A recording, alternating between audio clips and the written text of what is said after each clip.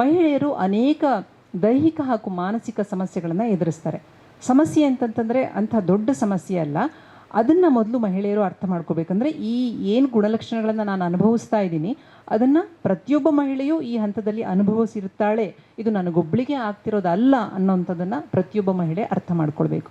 Obesity ಅಂದರೆ ದೇಹದ ತೂಕ ತುಂಬ ಜಾಸ್ತಿ ಆಗ್ಬಿಡುತ್ತೆ. ನೀವು ಜನರಲ್ ಆಗಿ ನೋಡಿರಿ, ಈ ಮೆನೋಪಾಸ್ ಆದಮೇಲೆ ಮಹಿಳೆಯರು ಸ್ವಲ್ಪ ವೆಯ್ಟ್ ಗೇನು ಜಾಸ್ತಿ ಆಗೋಗ್ಬಿಡುತ್ತೆ. ಈ ಒಬಿಸಿಟಿಯಿಂದ ಅಂದರೆ ಬೊಜ್ಜಿನಿಂದ ಅನೇಕ ಕ್ಯಾನ್ಸರ್ಗಳನ್ನ ನಾವು ನೋಡ್ತೀವಿ. ತೂಕ ನಿಯಂತ್ರಣ ಮಾಡಬೇಕು ಅಂತಂದರೆ ನಾವು ಯಾವುದಾದ್ರೂ ಒಂದು ವ್ಯಾಯಾಮದ ಮೊರೆ ಹೋಗಲೇಬೇಕಾಗುತ್ತೆ. ಜೊತೆಗೆ ಆಹಾರದ ಬಗ್ಗೆ ನಮಗೆ ಹೆಚ್ಚು ಗಮನ ಇರಬೇಕು. ಪ್ರಜ್ಞಾಪೂರ್ವಕವಾಗಿ ನಾವು ಆಹಾರವನ್ನು ತಗೊಳ್ಬೇಕಾಗುತ್ತೆ. ಸ್ತನದ ಕ್ಯಾನ್ಸರ್ದು ಒಂದು ವಿಶಿಷ್ಟತೆ ಏನು ಅಂದರೆ, ಆ ಗೆಡ್ಡೆ ಬೆಳೆಯುತ್ತಲ್ಲ ಆವಾಗ ಅದರಿಂದ ಅವ್ರಿಗೆ ಯಾವ ತೊಂದರೆನೂ ಕಾಣಿಸ್ಕೊಳ್ಳಲ್ಲ, ನೋವೇ ಇರೋದಿಲ್ಲ. ಎಲ್ಲ ವರದಿಗಳೂ ನೆಗೆಟಿವ್ ಬಂದ್ರೂ ಕೂಡ ಈ ಸಮಸ್ಯೆಗಳು ದೈಹಿಕ ಗುಣಲಕ್ಷಣಗಳು ಕಡಿಮೆ ಆಗ್ತಿಲ್ಲ ಅಂದರೆ ಅವಳಿಗೆ ಮನಸ್ಸಿನಲ್ಲಿ ಏನೋ ಬಾಧಿಸ್ತಾ ಇರ್ಬೋದಾ, ಅವಳಿಗೆ ಮನಸ್ಸಿನಲ್ಲಿ ಏನೋ ಒಂದು ದ್ವಂದ್ವನೋ ಏನೋ ಒಂದು ಚಿಂತೆ ಹೇಳ್ಕೊಳ್ಳೆ ಆಗದೇ ಇರುವಂಥ ಚಿಂತೆ ಇರಬಹುದಾ ಅನ್ನೋದನ್ನು ಕುಟುಂಬದ ಸದಸ್ಯರು ಅರಿತಿರಬೇಕು. ಎಲ್ರಿಗೂ ನಮಸ್ಕಾರ. ಪ್ರಜ್ಞಾ ಬುಕ್ಸ್ ಗ್ಯಾಲರಿ ವತಿಯಿಂದ ಪ್ರಸ್ತುತಪಡಿಸುವ ಯೂಟ್ಯೂಬ್ ಚಾನಲ್ ಪ್ರಜ್ಞಾ ವೇದಿಕೆಯ ಒಂದು ಮಾತುಕತೆ ಕಾರ್ಯಕ್ರಮವನ್ನು ಈ ದಿನ ನಾವು ಇಲ್ಲಿ ಹಮ್ಮಿಕೊಂಡಿದ್ದೇವೆ. ಈ ದಿನದ ವಿಶೇಷ ಅಂತಾರಾಷ್ಟ್ರೀಯ ಮಹಿಳಾ ದಿನ. ಮಹಿಳೆ ಒಂದು ಅಗಾಧ ಶಕ್ತಿ, ಕುಟುಂಬದ ಕಣ್ಣು, ಹಾಗೆ ಆಕೆ ಎಲ್ಲವನ್ನು ನಿಭಾಯಿಸಬಲ್ಲಂತಹ ಒಂದು ವಿಶೇಷ ಸಾಮರ್ಥ್ಯ. ಶಿವಮೊಗ್ಗ ನಗರದ ಇಬ್ಬರು ಮಹಿಳಾ ವೈದ್ಯರು ಆಗಮಿಸಿದ್ದಾರೆ. ಅವರ ಪರಿಚಯವನ್ನು ಈಗ ಮಾಡ್ಕೊಳ್ಳೋಣ. ಮೊದಲನೇದಾಗಿ ಡಾಕ್ಟರ್ ವಿನಯ ಶ್ರೀನಿವಾಸರವರು. ನಮಸ್ಕಾರ. ನಮಸ್ಕಾರ. ವಿನಯ ಶ್ರೀನಿವಾಸರವರು ರೋಗ ಲಕ್ಷಣ ತಜ್ಞರು, ಸುಬ್ಬಯ್ಯ ಮೆಡಿಕಲ್ ಟ್ರಸ್ಟ್ನ ಟ್ರಸ್ಟಿಗಳು, ತಡಿಕೆಲ್ ಸುಬ್ಬಯ್ಯ ದಂತ ವೈದ್ಯಕೀಯ ಮಹಾವಿದ್ಯಾಲಯದ ಕಾರ್ಯನಿರ್ವಾಹಕ ನಿರ್ದೇಶಕರಾಗಿ ಕರ್ತವ್ಯ ನಿರ್ವಹಿಸ್ತಾ ಇದ್ದಾರೆ. ಹಾಗೆ ವೈದ್ಯ ವೃತ್ತಿಯ ಜೊತೆಗೆ ಸಾಹಿತ್ಯಾಸಕ್ತರು ಸಹ ಹೌದು. ಸಾಹಿತ್ಯ ಕ್ಷೇತ್ರದಲ್ಲಿ ತಮ್ಮದೇ ಆದ ಒಂದು ಕ್ರಿಯೆಯನ್ನು ಮಾಡ್ತಾ ಅವರು ಪ್ರಸಿದ್ಧರಾಗಿದ್ದಾರೆ. ಆರೋಗ್ಯ ದೀವಿಗೆ, ನಿನ್ನೆಗೆ, ಇಂದಿಗೆ, ಪ್ರಯೋಗಾಲಯ ಪರೀಕ್ಷೆಗಳು, ನಕ್ಕು ಹಗುರಾಗೋಣ ಮತ್ತು ಇತರ ವೈದ್ಯಕೀಯ ಬರಹಗಳು ಎಂಬ 4 ಪುಸ್ತಕಗಳನ್ನು ಈಗಾಗಲೇ ಬರೆದಿದ್ದಾರೆ. ಈ ಕಾರ್ಯಕ್ರಮದಲ್ಲಿ ಉಪಸ್ಥಿತರಿರುವ ಇನ್ನೋರ್ವ ಅತಿಥಿ ಅಪರ್ಣ ಮೇಡಮ್. ನಿಮಗೂ ಸಹ ಈ ಕಾರ್ಯಕ್ರಮಕ್ಕೆ ಸ್ವಾಗತ ಹಾಗೂ ವಿಶ್ವ ಮಹಿಳಾ ದಿನದ ಶುಭಾಶಯಗಳು. ಈಗ ಮೆನೋಪಾಸ್ ಋತುಬಂಧ ಅಂತ ಏನು ಹೇಳ್ತೀವಿ ವಿನಯ ಮೇಡಮ್, ಇದ್ರ ಬಗ್ಗೆ ಇದೊಂದು ಮಹಿಳೆಗೆ ಒಂದು ವಿಶೇಷ ಘಟ್ಟ ಇದು. ಕೆಲವರಿಗೆ ದೈಹಿಕವಾಗಿ ಮಾನಸಿಕವಾಗಿ ಒಬ್ಬೊಬ್ಬರಲ್ಲಿ ಒಂದೊಂದು ರೀತಿ ಬದಲಾವಣೆಗಳಾಗುತ್ತೆ. ಬಹಳಷ್ಟು ಸಮಸ್ಯೆಗಳನ್ನ ಆ ಸಂದರ್ಭದಲ್ಲಿ ನಾವು ಎದುರಿಸ್ತಾ ಹೋಗ್ತೀವಿ. ಇದ್ರ ಬಗ್ಗೆ ಒಂದಷ್ಟು ಮಾಹಿತಿ. ಇದು ಋತುಬಂಧ ಅಂತನ್ನುವಂಥದ್ದು ಎಲ್ಲ ಮಹಿಳೆಯರು ಹಾದು ಹೋಗಬೇಕಾಗಿರುವಂಥ ಒಂದು ಘಟ್ಟ. ಸಾಮಾನ್ಯವಾಗಿ ನಮಗೆ ಲಿಟ್ರೇಚರ್ ಹೇಳೋ ಪ್ರಕಾರ 42 ವಯಸ್ಸಿಂದ 52ರವರೆಗೆ ಯಾವಾಗಲಾದರೂ ಋತುಬಂಧ ಆಗಬಹುದು ಅಂಥೇಳಿ. ಅದು ಕೆಲವರಲ್ಲಿ ಒಂದೇ ದಿನಕ್ಕೆ ನಿಂತು ಹೋಗ್ಬಿಡುತ್ತೆ. ಅಂದರೆ ಈ ತಿಂಗಳು ಆಗಬೇಕಾಗಿರುತ್ತೆ, ಅವರು ಆ ತಿಂಗಳಿಂದ ಆಗಲ್ಲ, ಮತ್ತು ಆಗೋದೇ ಇಲ್ಲ. ಆದರೆ ಇನ್ನು ಕೆಲವರಲ್ಲಿ ಕಂಪ್ಲೀಟಾಗಿ ನಿಲ್ಲೋಕ್ಕೂ ಒಂದು 6 ತಿಂಗಳು ಮುಂಚೆ ಒಂದು ಸ್ವಲ್ಪ, ಈಗ ನಮ್ಮ ಅಪರ್ಣ ಮೇಡಮ್ ಹೇಳಿದ ಹಾಗೆ ಆಚೆ ಈಚೆ ವ್ಯತ್ಯಾಸ ಆಗುವಂಥದ್ದು, ಇಲ್ಲ ಕಡಿಮೆ ಆಗುವಂಥದ್ದು, ಅಥವಾ ಹೆಚ್ಚಾಗುವಂಥದ್ದು, ಅಥವಾ ಇನ್ ಬಿಟ್ವೀನ್ 15 ದಿವಸಕ್ಕೆ ಒಂದ್ಸಲ ಆಗುವಂಥದ್ದು, ಆ ಥರ ಆಗಬಹುದು. ಇಂಥದ್ದನ್ನು ಮಹಿಳೆಯರು ಗಮನದಲ್ಲಿ ಇಟ್ಕೊಳ್ಬೇಕು. ಆದರೆ ಈ ಋತುಬಂಧ ಆಗುವ ಕೆಲವು ವರ್ಷಗಳ, ನಾವು ಇದಕ್ಕೆ ಪೆರಿಮೆನೋಪಾಸಲ್ ಪೀರಿಯಡ್ ಅಥವಾ ಪ್ರೀ ಮೆನೋಪಾಸಲ್ ಪೀರಿಯಡ್ ಅಂತ ಹೇಳ್ತೀವಿ. ಋತುಬಂಧ ಆಗೋಕ್ಕೂ ಕೆಲವು ವರ್ಷಗಳ ಮುಂಚಿತವಾಗಿ ಮಹಿಳೆಯರು ಅನೇಕ ದೈಹಿಕ ಹಾಗೂ ಮಾನಸಿಕ ಸಮಸ್ಯೆಗಳನ್ನು ಎದುರಿಸ್ತಾರೆ. ಸಮಸ್ಯೆ ಅಂತಂತಂದರೆ ಅಂಥ ದೊಡ್ಡ ಸಮಸ್ಯೆ ಅಲ್ಲ. ಅದನ್ನು ಮೊದಲು ಮಹಿಳೆಯರು ಅರ್ಥ ಮಾಡ್ಕೋಬೇಕಂದ್ರೆ ಈ ಏನು ಗುಣಲಕ್ಷಣಗಳನ್ನು ನಾನು ಅನುಭವಿಸ್ತಾ ಇದ್ದೀನಿ ಅದನ್ನು ಪ್ರತಿಯೊಬ್ಬ ಮಹಿಳೆಯೂ ಈ ಹಂತದಲ್ಲಿ ಅನುಭವಿಸಿರುತ್ತಾಳೆ, ಇದು ನನಗೊಬ್ಬಳಿಗೆ ಆಗ್ತಿರೋದಲ್ಲ ಅನ್ನೋಂಥದ್ದನ್ನು ಪ್ರತಿಯೊಬ್ಬ ಮಹಿಳೆ ಅರ್ಥ ಮಾಡ್ಕೊಳ್ಬೇಕು. ಯಾವ ರೀತಿ ಗುಣಲಕ್ಷಣಗಳನ್ನ ಕಾಡುತ್ತೆ ಅಂತಂದರೆ, ಒಂದು ರೀತಿ ಮಾನಸಿಕ ಕಿರಿಕಿರಿ, ಯಾವುದರಲ್ಲೂ ನೆಮ್ಮದಿ ಇಲ್ಲದೆ ಇರೋವಂಥದ್ದು, ಒಂದು ರೀತಿ ಯಾವುದೋ ಒಂದು ಆತಂಕ, ಒಂಥರ ಒತ್ತಡ, ಒಂಥರ ದುಗುಡ ಮನಸ್ಸಿನಲ್ಲಿ. ಒಬ್ಬೊಬ್ಬಳೇ ಅಳ್ತಾ ಇರ್ತಾಳೆ ರೂಮಲ್ಲಿ ಹೋಗ್ಬಿಟ್ಟು, ಏನೂ ಕಾರಣ ಇಲ್ಲದೆ ಅವಳೊಳಗೆ ಅಳು ಬರ್ತಾ ಇರುತ್ತೆ. ಕೆಲವರಲ್ಲಿ ನಿದ್ರಾಹೀನತೆ, ನಿದ್ದೆನೇ ಬರಲ್ಲ. ರಾತ್ರಿ 12 ಗಂಟೆ 1 ಗಂಟೆ 2 ಗಂಟೆ ಆದರೂ ನಿದ್ದೆ ಬರಲ್ಲ. ಅಥವಾ ಬೆಳಗ್ಗೆ ಬೇಗ ಎಚ್ಚರ ಆಗಿಬಿಟ್ಟು ಅತಿಯಾಗಿ ಬೆವರೋ ಅಂಥದ್ದು. ಎಲ್ಲರೂ ಚಳಿ ಅಂತಿರ್ತಾರೆ, ಇವಳು ಮಾತ್ರ ಸೆಕೆ ಅಂತ ಬೆವರ್ತಾ ಇರ್ತಾಳೆ. ಅಥವಾ ಹಾಟ್ ಫ್ಲಶಸ್ ಅಥವಾ ಹಾಟ್ ಫ್ಲ್ಯಾಶಸ್ ಅಂತ ಹೇಳ್ತೀವಿ, ಒಂಥರ ಕೆಂಪು ಆಗೋವಂಥದ್ದು ದೇಹ. ಆಮೇಲೆ ಸಂಭೋಗದಲ್ಲಿ ನಿರಾಸಕ್ತಿ ಬರೋವಂಥದ್ದು, ಚರ್ಮ ಎಲ್ಲ ಒಣಕೊಳ್ಳೋವಂಥದ್ದು, ಯೋನಿ ಆ ಭಾಗದಲ್ಲಿ ಒಣಗುವಂಥದ್ದು. ಈ ರೀತಿಯ ಗುಣಲಕ್ಷಣಗಳನ್ನು, ದೈಹಿಕ ಹಾಗೂ ಮಾನಸಿಕ ಎರಡೂ ರೀತಿಯ ಗುಣಲಕ್ಷಣಗಳನ್ನು ಬಹುತೇಕ ಮಹಿಳೆಯರು, ಎಲ್ರಿಗೂ ಆಗದೇ ಇದ್ರೂ ಕೂಡ ಬಹುತೇಕ ಮಹಿಳೆಯರು ಈ ಋತುಬಂಧದ ಆಸುಪಾಸಿನ ವರ್ಷಗಳಲ್ಲಿ ಅನುಭವಿಸ್ತಾರೆ. ಇದಕ್ಕೆ ಕಾರಣ ಏನು ಅಂತಂದರೆ, ನಮಗೆಲ್ಲರಿಗೂ ಗೊತ್ತಿರೋ ಹಾಗೆ ಸ್ತ್ರೀತ್ವದ ಹಾರ್ಮೋನ್ಗಳು, 2 ಹಾರ್ಮೋನ್ಗಳು ಮುಖ್ಯವಾಗಿ ಸ್ತ್ರೀತ್ವದ ಹಾರ್ಮೋನ್ಗಳು ಅಂತ ಅನಿಸ್ಕೊಳ್ತವೆ. ಅವಳ ಸಂತಾನೋತ್ಪತ್ತಿಯ ಜೊತೆಗೆ ಇತರ ಅಂಗಾಂಗಗಳು, ಹೃದಯ, ಮೂಳೆ ಹಾಗೂ ಕೀಲು, ಈ ಎಲ್ಲ ಅಂಗಾಂಗಗಳ ಆರೋಗ್ಯವನ್ನು ಕಾಪಾಡುವಂತಹ 2 ಹಾರ್ಮೋನ್ಗಳ ಬಗ್ಗೆ ನಾವೆಲ್ಲ ತಿಳ್ಕೊಂಡಿರಬೇಕು. ಒಂದು ಈಸ್ಟ್ರೋಜನ್ ಮತ್ತು ಇನ್ನೊಂದು ಪ್ರೊಜೆಸ್ಟ್ರಾನ್. ಅದು ಮಹಿಳೆ ಋತುಮತಿಯಾದ ದಿನದಿಂದ ಈ 2 ಹಾರ್ಮೋನ್ಗಳು ದೇಹದಲ್ಲಿ ಉತ್ಪತ್ತಿ ಆಗ್ತಾ ಇರುತ್ತೆ. ಅದರಿಂದಲೇ ಈಗ ಮಾಸಿಕ ಋತುಸ್ರಾವ ಇರ್ಬೋದು, ಅದೆಲ್ಲ ಆಗ್ತಾ ಇರುತ್ತೆ. ಯಾವಾಗ ಋತುಬಂಧದ ಸಮಯ ಬರುತ್ತೆ ಆಗ ಈ 2 ಹಾರ್ಮೋನ್ಗಳ ಪ್ರಮಾಣ ಅಥವಾ ಸ್ರವಿಸುವಿಕೆ ಕಡಿಮೆ ಆಗ್ತಾ ಬರುತ್ತೆ. ಈ ಹಾರ್ಮೋನ್ಗಳು ಕಡಿಮೆ ಆಗೋದೇ ಈ ರೀತಿಯ ಎಲ್ಲ ಗುಣಲಕ್ಷಣಗಳಿಗೆ ಕಾರಣ. ಇದನ್ನು ಪ್ರತಿಯೊಬ್ಬ ಮಹಿಳೆ ಅರ್ಥ ಮಾಡ್ಕೊಳ್ಬೇಕು. ಹಾಗಾದರೆ ಆ ಹಾರ್ಮೋನ್ನ ನಾವು ತೊಗೊಳ್ಬೇಕಾ, ಹಾರ್ಮೋನ್ ರಿಪ್ಲೇಸ್ಮೆಂಟ್ ಮಾಡ್ಕೊಳ್ಬೇಕಾ ಅಂತ ನೀವು ಕೇಳ್ಬೋದು. ಖಂಡಿತ ಅದು ಅದಕ್ಕೆ ಪರ್ಮನೆಂಟ್ ಸೊಲ್ಯೂಷನ್ ಅಲ್ಲ. ಮೊದಲನೇದಾಗಿ ನಾನು ಹೇಳಿದ ಹಾಗೆ ಇದು ಪ್ರತಿಯೊಬ್ಬ ಮಹಿಳೆಯೂ ಹೋಗಬೇಕಾಗಿರುವಂಥ ಒಂದು ಘಟ್ಟ ಅನ್ನೋದನ್ನು ಅರ್ಥ ಮಾಡ್ಕೊಳ್ಬೇಕು. ಜೊತೆಗೆ ಆ ಒಂದು ಮಾನಸಿಕ ತುಮುಲ ಅಥವಾ ಏನಿದೆ ಅದನ್ನು ಇತರರಲ್ಲಿ ಹಂಚ್ಕೊಳ್ಬೇಕು. ಮನೆಯ ಕುಟುಂಬದ ಸದಸ್ಯರಿರಬಹುದು, ಮಗ ಇರ್ಬೋದು, ಮಗಳಿರ್ಬೋದು, ಸೊಸೆ ಇರ್ಬೋದು, ಗಂಡ ಇರ್ಬೋದು, ಅವರಲ್ಲಿ ಇದನ್ನು ಹಂಚ್ಕೊಳ್ಬೇಕು. ಹಾಗೆ ಸಂದರ್ಭ ಅಥವಾ ಬೇಕು ಅಂತ ಅನ್ಸಿದ್ರೆ ಆಪ್ತ ಸಮಾಲೋಚಕರಲ್ಲಿ ಅದನ್ನು ನಿವೇದಿಸ್ಕೊಳ್ಬೋದು. ಅವರು ಅದಕ್ಕೆ ಪರಿಹಾರವನ್ನು ಹೇಳ್ತಾರೆ. ಅದ್ರ ಜೊತೆಗೆ ಕೆಲಸಗಳಲ್ಲಿ ನಮ್ಮನ್ನು ನಾವು ತೊಡಗಿಸ್ಕೊಳ್ಬೇಕು. ಮುಖ್ಯವಾಗಿ ನಮ್ಮ ಹವ್ಯಾಸಗಳೇನಿರುತ್ತೆ, ಅದು ಓದೋದಿರ್ಬೋದು, ಬರಹಗಳಿರ್ಬೋದು, ಅಥವಾ ಸಂಗೀತವನ್ನು ಕೇಳೋವಂಥದ್ದಿರ್ಬೋದು, ಭಜನೆ ಕ್ಲಾಸ್ಗೆ ಹೋಗೋವಂಥದ್ದಿರ್ಬೋದು, ಚಿತ್ರಕಲೆಗಳಲ್ಲಿ ತೊಡಗಿಸ್ಕೊಳ್ಳೋವಂಥದ್ದಿರ್ಬೋದು, ಈ ರೀತಿಯ ಹವ್ಯಾಸಗಳಲ್ಲಿ ನಮ್ಮನ್ನು ನಾವು ತೊಡಗಿಸ್ಕೊಳ್ಳೋವಂಥದ್ದು ಬಹಳ ಮುಖ್ಯ. ಅದರ ಜೊತೆಗೆ ವ್ಯಾಯಾಮ, ಪ್ರತಿಯೊಬ್ಬ ಮಹಿಳೆ ದಿನಕ್ಕೆ ಕನಿಷ್ಠ ಒಂದು 45 ನಿಮಿಷದಿಂದ 1 ತಾಸು ವ್ಯಾಯಾಮಕ್ಕಾಗಿ ಮೀಸಲಾಗಿಡಲೇಬೇಕು. ಅದು ಬಿರುಸಿನ ನಡಿಗೆ ಇರಬಹುದು, ಅಥವಾ ಯೋಗಾಭ್ಯಾಸ ಇರ್ಬೋದು, ಏರೋಬಿಕ್ಸ್ ಇರ್ಬೋದು, ಸೈಕಲ್ ತುಳಿಯುವಂಥದ್ದು ಇರ್ಬೋದು. ಯಾವುದೇ ವ್ಯಾಯಾಮ ಅವಳು ಮುಂಚೆಯಿಂದ ಮಾಡ್ಕೊಂಡು ಬಂದಿರ್ತಾಳೆ, ಅವಳಿಗೆ ಅದು ಹೊಂದುತ್ತೆ ಅಂತ ಅನಿಸುತ್ತೆ, ಆ ವ್ಯಾಯಾಮವನ್ನು ಒಂದು ಮಾಡರೇಟಾಗಿ, ತುಂಬ ಬಿರುಸಿನ ವ್ಯಾಯಾಮ ಕೂಡ 45 ವಯಸ್ಸಿನ ನಂತರ ಮಾಡುವಂಥದ್ದು ಸೂಕ್ತವಲ್ಲ.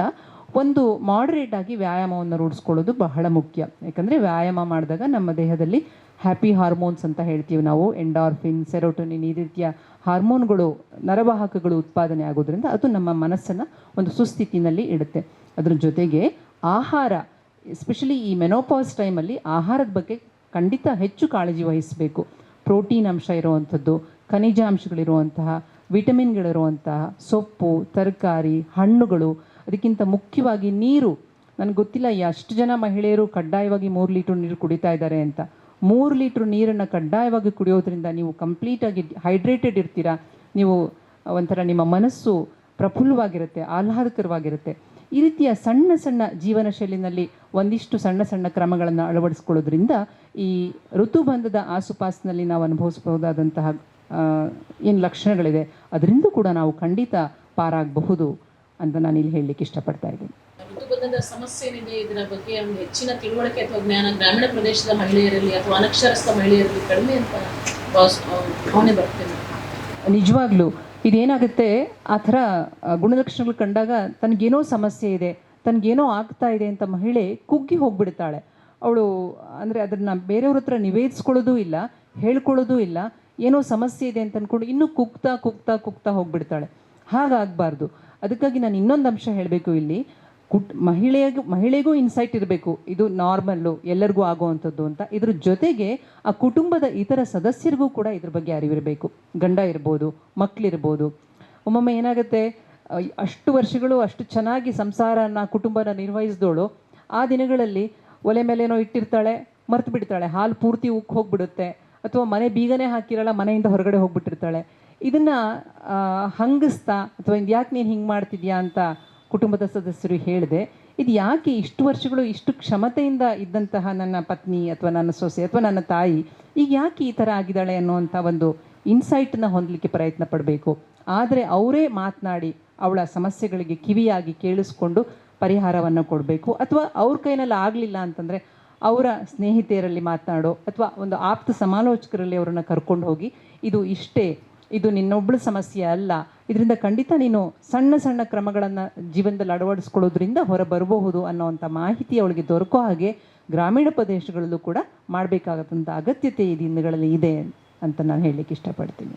ಸಾಮಾನ್ಯವಾಗಿ ಸ್ತ್ರೀಯರಲ್ಲಿ ಏನು ಜೈವಿಕ ಕ್ರಿಯೆಗಳಿದೆ, ಉದಾಹರಣೆಗೆ ಮೆಚೂರ್ ಆಗೋದಿರ್ಬೋದು, ಪ್ರೆಗ್ನೆನ್ಸಿ, ಬಾಣಂತನ, ನಂತರ ಬರುವಂಥ ಋತುಬಂಧ, ಈ ಸಂದರ್ಭಗಳಲ್ಲಿ ಆಕೆಗೆ ಕುಟುಂಬದವರ ಹೆಚ್ಚಿನ ಸಹಕಾರ ಖಂಡಿತ ಬೇಕಾಗುತ್ತೆ ಅಂತ ಅನ್ಸುತ್ತೆ.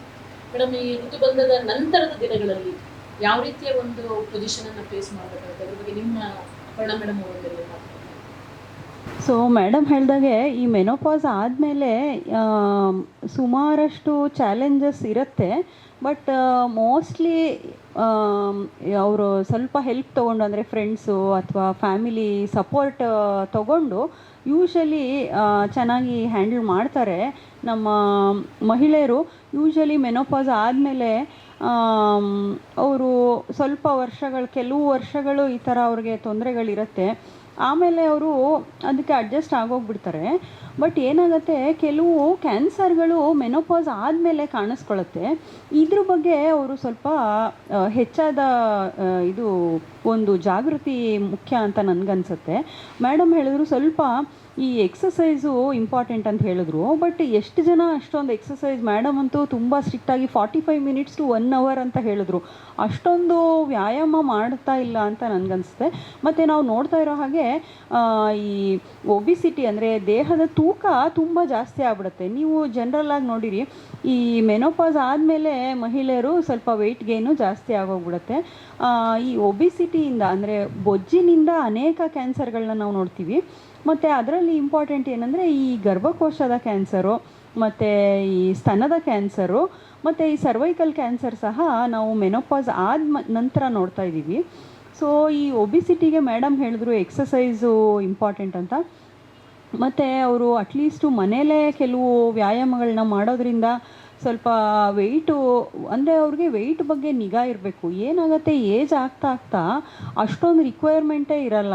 ನಾವು 30 ವರ್ಷದಲ್ಲಿ ಎಷ್ಟು ಊಟ ಮಾಡ್ತಾಯಿದ್ವಿ, ಅದನ್ನು ನಾವು 60 ವರ್ಷದಲ್ಲಿ ಮಾಡಿದ್ರೆ ಅಷ್ಟು ದೇಹಕ್ಕೆ ಅಗತ್ಯನೇ ಇರಲ್ಲ.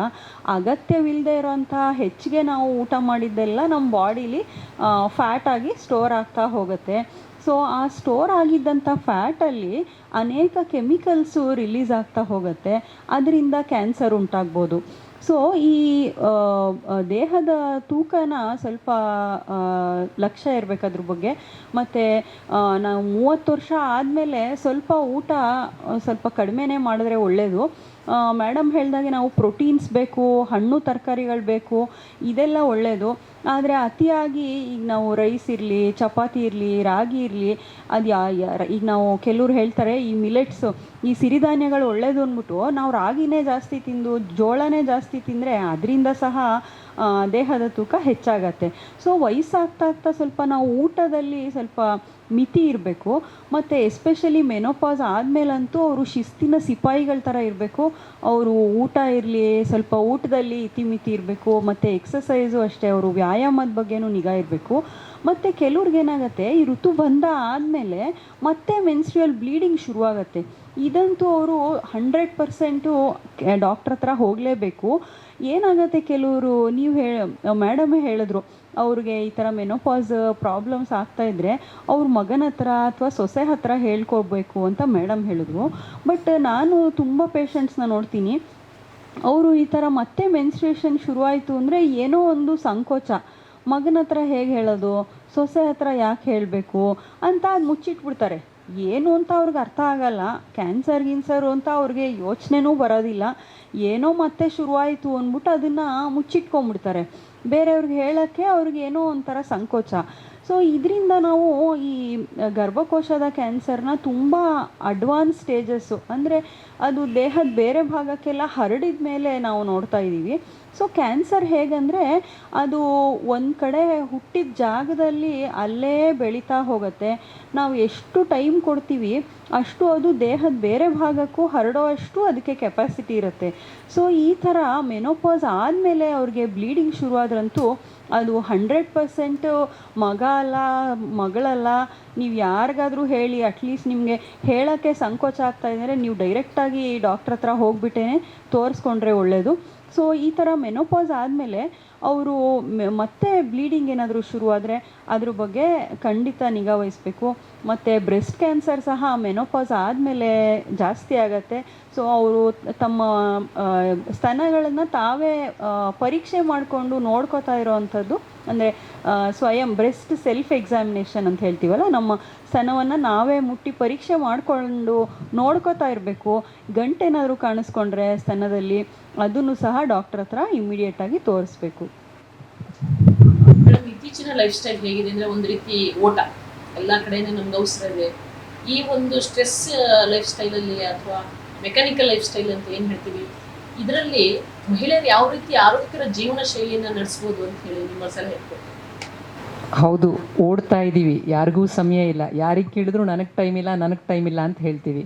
ಆದರೂ ಕೂಡ ನನ್ನ ವೈಯಕ್ತಿಕ ಸಲಹೆ ಪ್ರತಿಯೊಂದು ಮಹಿಳೆಗೆ, ನಿಮಗೋಸ್ಕರ ದಿನಕ್ಕೆ ಕನಿಷ್ಠ 1 ತಾಸನ್ನು ಇಟ್ಕೊಳ್ಳಿ ಅಂತ. 1 ತಾಸಿನಲ್ಲಿ ನಿಮಗೆ ಬೇಕಾಗಿರುವಂಥ ವ್ಯಾಯಾಮವನ್ನು ಖಂಡಿತ ಮಾಡಬೇಕು.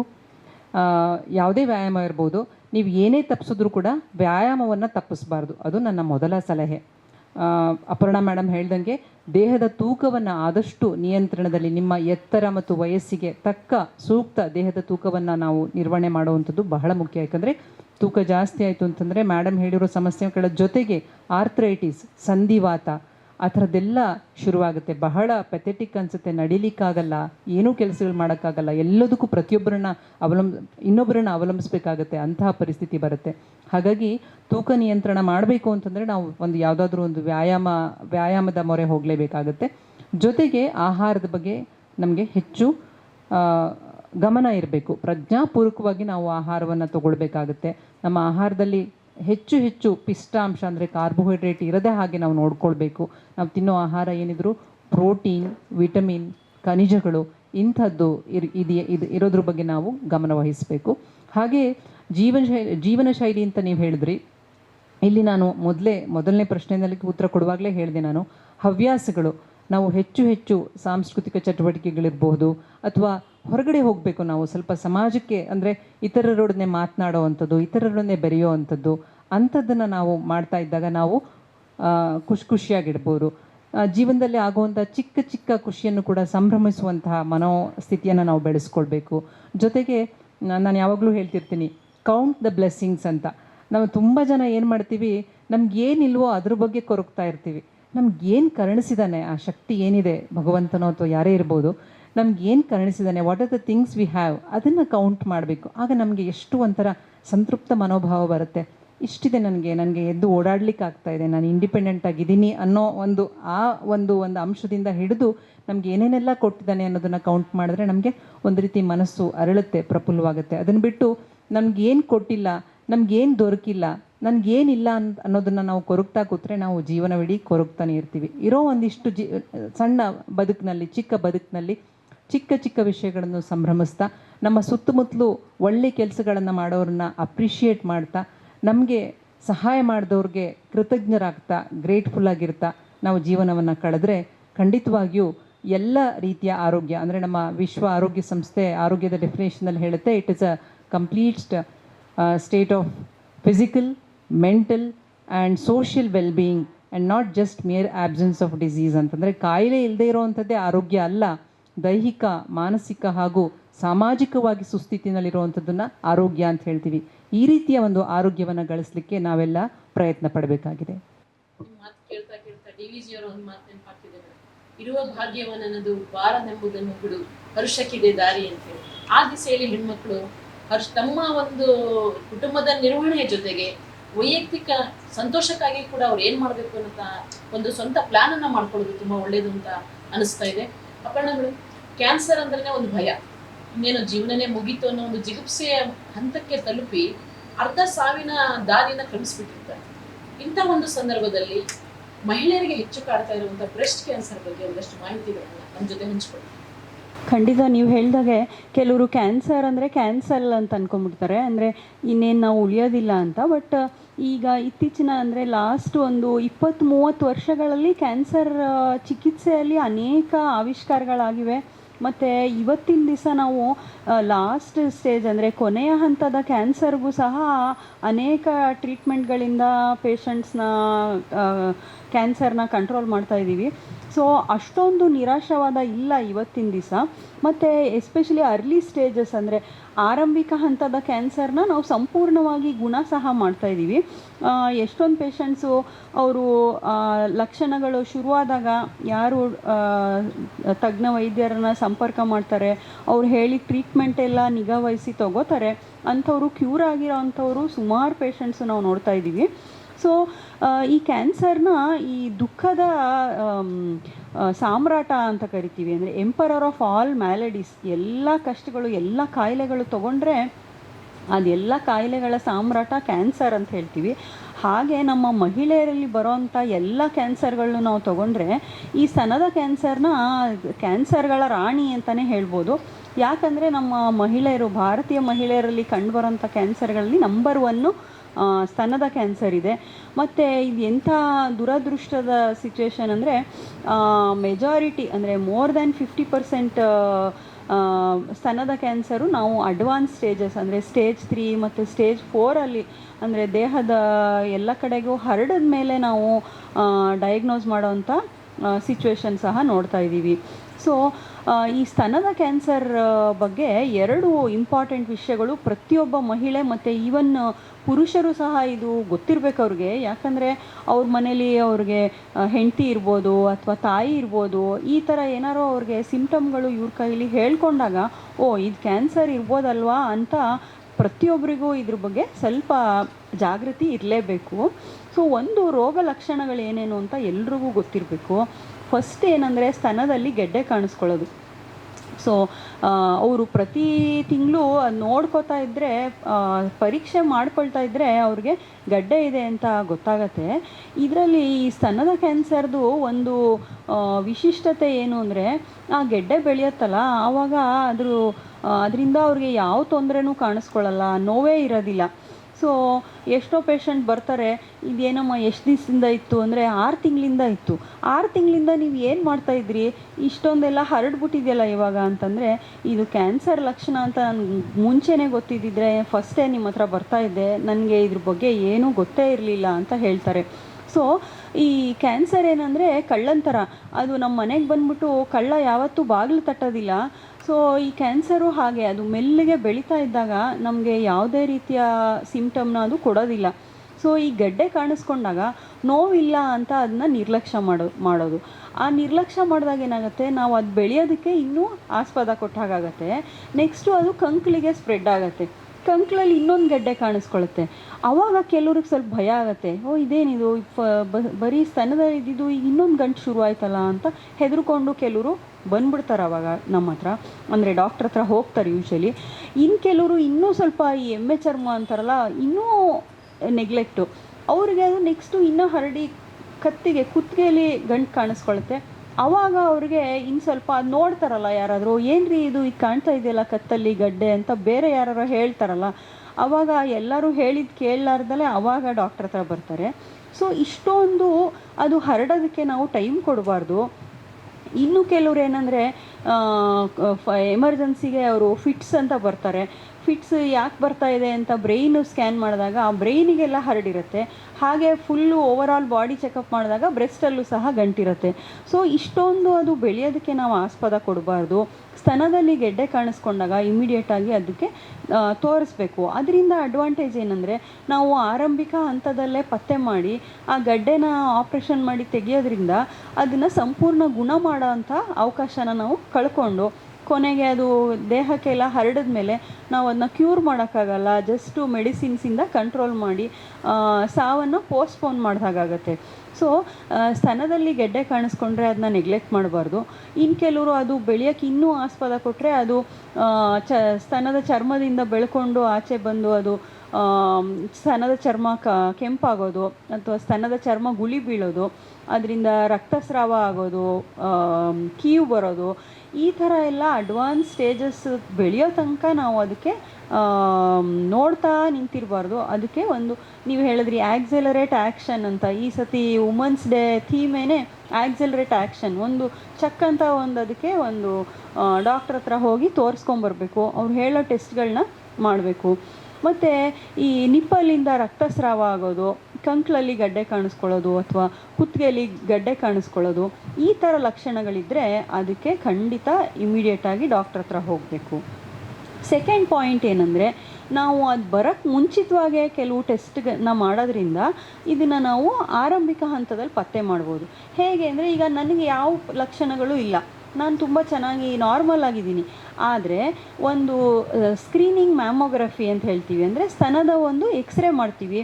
ಅದರಲ್ಲಿ ಸಣ್ಣದಾಗಿ ಬೆಳೀತಾ ಇರೋಂಥ ಸ್ತನದ ಕ್ಯಾನ್ಸರ್ ಇದ್ದರೆ ಅದನ್ನ ನಾವು ಅರ್ಲಿ ಸ್ಟೇಜಲ್ಲಿ ಪಿಕಪ್ ಮಾಡ್ಬೋದು. ಸೊ ಯಾರು ಈ ಸ್ಕ್ರೀನಿಂಗ್ ಮ್ಯಾಮೋಗ್ರಫಿ ಮಾಡಿಸ್ಕೋಬೇಕಂದ್ರೆ, ನಿಮ್ಮ ವಯಸ್ಸು 40 ವರ್ಷಕ್ಕಿಂತ ಹೆಚ್ಚಾಗಿದ್ದರೆ, 40 ವರ್ಷ ಆಗ್ತಿದ್ದಂಗೆ 2 ವರ್ಷಕ್ಕೊಮ್ಮೆ ಈ ಸ್ಕ್ರೀನಿಂಗ್ ಮ್ಯಾಮೋಗ್ರಫಿ ತಪಾಸಣೆನ ಮಾಡ್ಕೊಳ್ಳೋದ್ರಿಂದ ಕ್ಯಾನ್ಸರ್ನ ನಾವು ಸ್ತನದ ಕ್ಯಾನ್ಸರ್ನ ಅರ್ಲಿ ಸ್ಟೇಜಲ್ಲೇ ಪತ್ತೆ ಮಾಡ್ಬೋದು.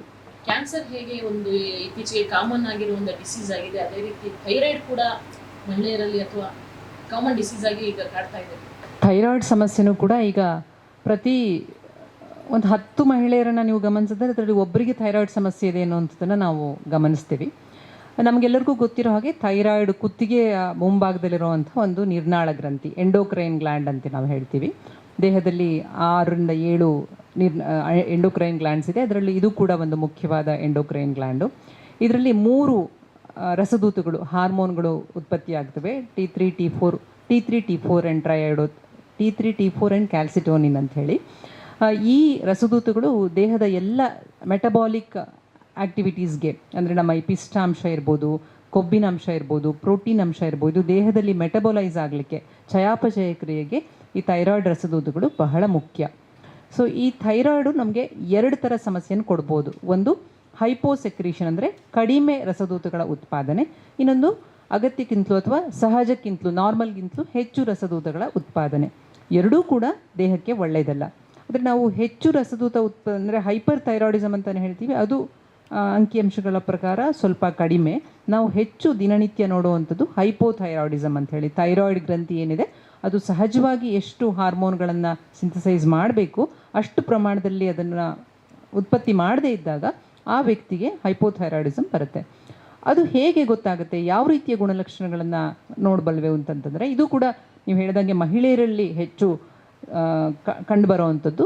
9:1 ರೇಷಿಯೋ ಅಂತ ನಾನು ಓದಿದ್ದು ಆಗ ಓದಬೇಕಾದ್ರೆ, ಅಂದರೆ ಪ್ರತಿ 9 ಮಹಿಳೆಯರಲ್ಲಿ ಕಂಡ್ರೆ ಒಬ್ಬ ಪುರುಷನಲ್ಲಿ ಕಾಣುತ್ತೆ ಅನ್ನುವಂಥದ್ದಲ್ಲಿ. ಮಹಿಳೆಯರಲ್ಲಿ ಸಾಮಾನ್ಯ.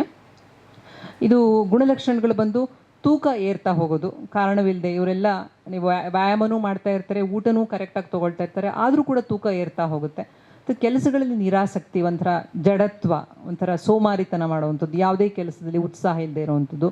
ಮತ್ತು ಮಹಿಳೆಯರಲ್ಲಿ ಕೂದಲು ಉದುರುವಂಥದ್ದು, ಕಾರಣವಿಲ್ಲದೆ ಕೂದಲು ಉದುರುವಂಥದ್ದು, ಚರ್ಮ ಒಂಥರ ಒರಟಾಗುವಂಥದ್ದು, ಹಾಗೆ ರಕ್ತದೊತ್ತಡದಲ್ಲಿ ಏರುಪೇರಾಗುವಂಥದ್ದು, ಮಾಸಿಕ ಋತುಸ್ರಾವದಲ್ಲಿ ಹೆಚ್ಚಾಗುವಂಥದ್ದು ಅಥವಾ ಒಮ್ಮೊಮ್ಮೆ ಕಡಿಮೆನೂ ಆಗ್ಬೋದು ಅಂತ ಹೇಳ್ತಾರೆ. ಈ ರೀತಿಯ, ಹಾಗೆ ಇದ್ರ ಜೊತೆಗೆ ಕುತ್ತಿಗೆಯ ಮುಂಭಾಗದಲ್ಲಿರುವಂಥ ಗ್ರಂಥಿ ಕೆಲವರಲ್ಲಿ ಊದ್ಕೊಳ್ಬಹುದು, ಥೈರಾಯ್ಡ್ ಎನ್ಲಾರ್ಜ್ಮೆಂಟ್ ಅಂತ ನಾವೇನು ಹೇಳ್ತೀವಿ, ಅದು ಆಗ್ಬೋದು. ಈ ಥರದ ಏನೇ ಗುಣಲಕ್ಷಣಗಳು ಕಂಡಾಗ ಥೈರಾಯ್ಡ್ ಸಮಸ್ಯೆ ಇರಬಹುದು ಅನ್ನೋದನ್ನು ಮಹಿಳೆ ಅರಿತುಕೊಂಡು ಕೂಡಲೇ ಕುಟುಂಬ ವೈದ್ಯರ ಹತ್ರ ಅಥವಾ ಒಂದು ಫಿಸಿಷಿಯನ್ ಹತ್ರ ಹೋಗಬೇಕಾಗತ್ತೆ. ಒಂದು ಸಣ್ಣ ರಕ್ತ ಪರೀಕ್ಷೆಯನ್ನು ಮಾಡಲಾಗುತ್ತೆ. ಅದರಲ್ಲಿ ಥೈರಾಯ್ಡ್ ಹಾರ್ಮೋನ್ ಕಡಿಮೆ ಇರೋವಂಥದ್ದನ್ನು ಗಮನಿಸಿಬಿಟ್ಟು ಅದರ ಚಿಕಿತ್ಸೆ ಕೂಡ ಬಹಳ ಸುಲಭ. ಒಂದು ಮಾತ್ರೆ ಕೊಡ್ತಾರೆ, ಒಂದು ಡಬ್ಬದಲ್ಲಿ ಮಾತ್ರೆ ಬರುತ್ತೆ, ಥೈರೋನಾರ್ಮ್ ಅಥವಾ ಥೈರಾಕ್ಸಿನ್ ಅಂತ ಹೇಳಿ. ಅವ್ರಿಗೆ ಎಷ್ಟು ಪ್ರಮಾಣದಲ್ಲಿ ಅದು ಹಾರ್ಮೋನ್ ಉತ್ಪತ್ತಿ ಕಡಿಮೆ ಆಗ್ತಿದೆ ಅನ್ನೋದ್ರ ಮೇಲೆ ಆ ಗುಳಿಗೆಯನ್ನು ಕೊಡ್ತಾರೆ. ಅದನ್ನು ದಿನಾಗಲೂ ಬೆಳಗ್ಗೆ ಖಾಲಿ ಹೊಟ್ಟೆನಲ್ಲಿ ಆಕೆ ತೊಗೊಳ್ಬೇಕಾಗುತ್ತೆ. ಅದು ಬಹಳ ಮುಖ್ಯ. ಅದನ್ನು ತಗೊಂಡು ಕನಿಷ್ಠ 1 ತಾಸಿನವರೆಗೆ ಯಾವುದೇ ರೀತಿಯ ಆಹಾರ ಸೇವನೆ ಮಾಡಬಾರ್ದು. ಯಾಕಂದರೆ ಅದು ನಮ್ಮ ಕರುಳುಗಳಲ್ಲಿ ಅಬ್ಸಾರ್ಬ್ ಆಗುವಂಥದ್ದು, ಇಂಟರ್ಫಿಯರ್ ಆಗುತ್ತೆ. ಹಾಗಾಗಿ ಖಾಲಿ ಹೊಟ್ಟೆನಲ್ಲಿ ಆ ಮಾತ್ರೆಯನ್ನು ತೊಗೊಳ್ಬೇಕಾಗತ್ತೆ. ಸೊ ಇದು ತೊಗೊಂಡಿಲ್ಲ ಅಂತಂದರೆ ಏನಾಗುತ್ತೆ, ಈಗ ನನಗೇನು ಸಿಂಪ್ಟಮ್ಸ್ ಇಲ್ಲ, ಅದು ಒಂದು ಸ್ವಲ್ಪ ಅಷ್ಟೇ, ಯಾಕೆ ತೊಗೊಳ್ಬೇಕು, ಅಥವಾ 1 ಡಬ್ಬ ಖಾಲಿ ಮಾಡಿ ಮತ್ತೆ ತೊಗೊಳ್ಬೇಕಾ, ಇದನ್ನು ಮುಂದುವರಿಸ್ಬೇಕಾ ಅಂತೆಲ್ಲ ತುಂಬ ಮಹಿಳೆಯರು ನಿಲ್ಲಿಸೋದಿದೆ. ಇದು ಖಂಡಿತ ತೊಗೊಳ್ಬೇಕು. ಯಾಕಂದರೆ ಅದನ್ನು ನಾವು ಸರಿಯಾಗಿ ತೊಗೊಳ್ಳಿಲ್ಲ ಅಂತಂದರೆ ನಮ್ಮ ಈ ದೇಹದ ಚಯಾಪಚಯ ಕ್ರಿಯೆಗಳು, ಮೆಟಬಾಲಿಕ್ ರಿಯಾಕ್ಷನ್ಸ್ ಏನಿದೆ ಅದಾಗದೆ ಕೊಬ್ಬಿನ ಅಂಶ ಜಾಸ್ತಿ ಆಗುತ್ತೆ. ಕೊಲೆಸ್ಟ್ರಾಲು, ಟ್ರೈಗ್ಲಿಸರೈಡ್, ಈ ರೀತಿಯ ಕೊಬ್ಬಿನ ಅಂಶಗಳು ಜಾಸ್ತಿಯಾಗಿ ಅದು ಮುಂದೆ ಬೇರೆ ಬೇರೆ ರೀತಿಯ ಹೃದಯಕ್ಕೆ ಸಂಬಂಧಪಟ್ಟ ಸಮಸ್ಯೆಗಳಾದಂತಹ ಹೃದಯಾಘಾತ, ಸ್ಟ್ರೋಕು, ಈ ಥರದ ಸಮಸ್ಯೆಗಳನ್ನು ಕೂಡ ಉಂಟು ಮಾಡಬಹುದು. ಹಾಗಾಗಿ ಥೈರಾಯ್ಡ್ ಸಮಸ್ಯೆಯನ್ನು ನಿರ್ಲಕ್ಷ್ಯ ಮಾಡೋ ಹಾಗಿಲ್ಲ. ಇನ್ನೊಂದು ಮುಖ್ಯ ಅಂಶ, ಮಹಿಳೆಯರು ಗರ್ಭಿಣಿಯರಿದ್ದಾಗ ಥೈರಾಯ್ಡ್ ಸಮಸ್ಯೆಯಿಂದ ಬಳಲ್ತಾ ಇದ್ದರೆ ಅದಕ್ಕೆ ಹೆಚ್ಚಿನ ಕಾಳಜಿಯನ್ನು ವಹಿಸಬೇಕು. ಯಾಕಂದರೆ ಹುಟ್ಟೋ ಮಗು, ಗರ್ಭದಲ್ಲಿರುವಂಥ ಮಗುಗೇನಾದರೂ ಥೈರಾಯ್ಡ್ ಹಾರ್ಮೋನ್ ಕಡಿಮೆ ಆಗಿ ಅದರ ಬೆಳವಣಿಗೆ ಮೇಲೆ ಅಫೆಕ್ಟ್ ಆದರೆ ಅದು ಮುಂದೆ ಪರ್ಮನೆಂಟಾಗಿ ಕ್ರಿಟೆನಿಸಮ್ ಅಂತ ಹೇಳಿ ನಾವು ಕರಿತೀವಿ. ಅಂದರೆ ಹುಟ್ಟತಾನೆ ಮಗುಗೆ ಹೈಪೋಥೈರಾಯ್ಡಿಸಮ್ ಇರುವಂಥದ್ದು ಕ್ರಿಟೆನಿಸಮ್ ಅಂತ ಕರಿತೀವಿ. ಮೆದುಳಿನ ಬೆಳವಣಿಗೆ ಮೇಲೆ ಅದು ಪರಿಣಾಮವನ್ನು ಬೀರಿ ಆ ಮಗು ಅಂದರೆ ಬುದ್ಧಿಮಾಂದ್ಯ ಮಗು ಆಗುವಂಥ ಒಂದು ಚಾನ್ಸಸ್ ಕೂಡ ಇರುತ್ತೆ. ಹಾಗಾಗಿ ಪ್ರತಿಯೊಬ್ಬ ಮಹಿಳೆ ಗರ್ಭಧಾರಣೆಗೂ ಮುಂಚೆನೆಯ ಸ್ತ್ರೀರೋಗದ ತಜ್ಞರಲ್ಲಿ ಹೋಗಿ ಆಕೆಯ ಥೈರಾಯ್ಡ್ ಸ್ಥಿತಿಯನ್ನು ಪರೀಕ್ಷಿಸಿಕೊಂಡು ನಂತರ ಗರ್ಭಧರಿಸುವಂಥದ್ದು ಕೂಡ ಮುಖ್ಯ. ಅಕಸ್ಮಾತ್ ಅದಾಗದೆ ಹೋದರೂ ಕೂಡ ಪೀರಿಯಡ್ಸ್ ಮಿಸ್ ಆಗಿ ಪ್ರೆಗ್ನೆನ್ಸಿ ಟೆಸ್ಟ್ ಪಾಸಿಟಿವ್ ಅಂತ ಬಂದಾಗ ಕೂಡಲೇ ಸ್ತ್ರೀವೈದ್ಯ ತಜ್ಞರಲ್ಲಿ ಪ್ರಸೂತಿ ತಜ್ಞರಲ್ಲಿ ಹೋದಾಗ ಅವರು ಸಾಮಾನ್ಯವಾಗಿ ಸಲಹೆ ಕೊಡ್ತಾರೆ. ಈ ಥೈರಾಯ್ಡ್ ಹಾರ್ಮೋನ್ನ ಪರೀಕ್ಷೆ ಬಹಳ ಮುಖ್ಯ.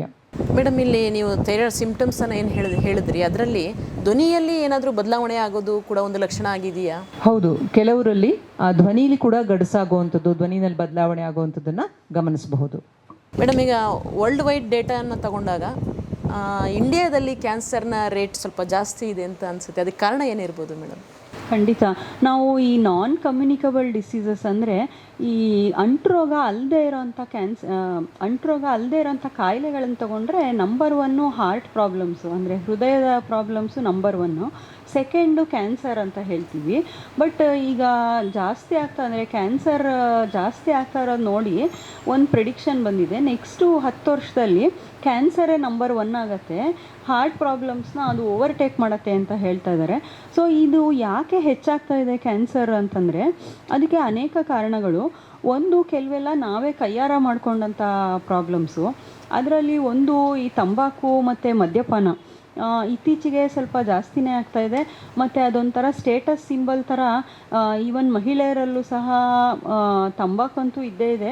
ನಮ್ಮ ಗ್ರಾಮೀಣ ಪ್ರದೇಶಗಳಲ್ಲಿ ಪುರುಷರಷ್ಟೇ ಹೆಚ್ಚು ತಂಬಾಕು ಸೇವನೆ ಮಹಿಳೆಯರಲ್ಲೂ ನಾವು ನೋಡ್ತಾ ಇದ್ದೀವಿ. ಮತ್ತು ಇತ್ತೀಚೆಗೆ ಮದ್ಯಪಾನ ಒಂಥರ ಈ ಯಂಗ್ಸ್ಟರ್ಸಲ್ಲಿ ಸ್ವಲ್ಪ ಮಹಿಳೆಯರಲ್ಲಿ ಜಾಸ್ತಿ ಆಗ್ತಾಯಿದೆ. ಸೊ ಇದೆರಡೂ ನಾವು ನಿಯಂತ್ರಣ ಮಾಡ್ಬೋದಂತ, ತಡೆಗಟ್ಬೋದಾದಂಥ ಪ್ರಾಬ್ಲಮ್ಸು. ಸೊ ಇದೆರಡರಿಂದ ಮತ್ತು ಈ ಹೆಚ್ಚಾಗ್ತಾ ಇರೋವಂಥ ಬೊಜ್ಜು, ಈ ಒಬಿಸಿಟಿ ಏನಿದೆ, ಸ್ವಲ್ಪ ಬೊಜ್ಜಿನ ಇದು ರಿಸ್ಕು ಜಾಸ್ತಿ ಆಗ್ತಾ ಇರೋದ್ರಿಂದ ಸಹ ಕ್ಯಾನ್ಸರ್ ರಿಸ್ಕು ಜಾಸ್ತಿ ಆಗ್ತಾಯಿದೆ.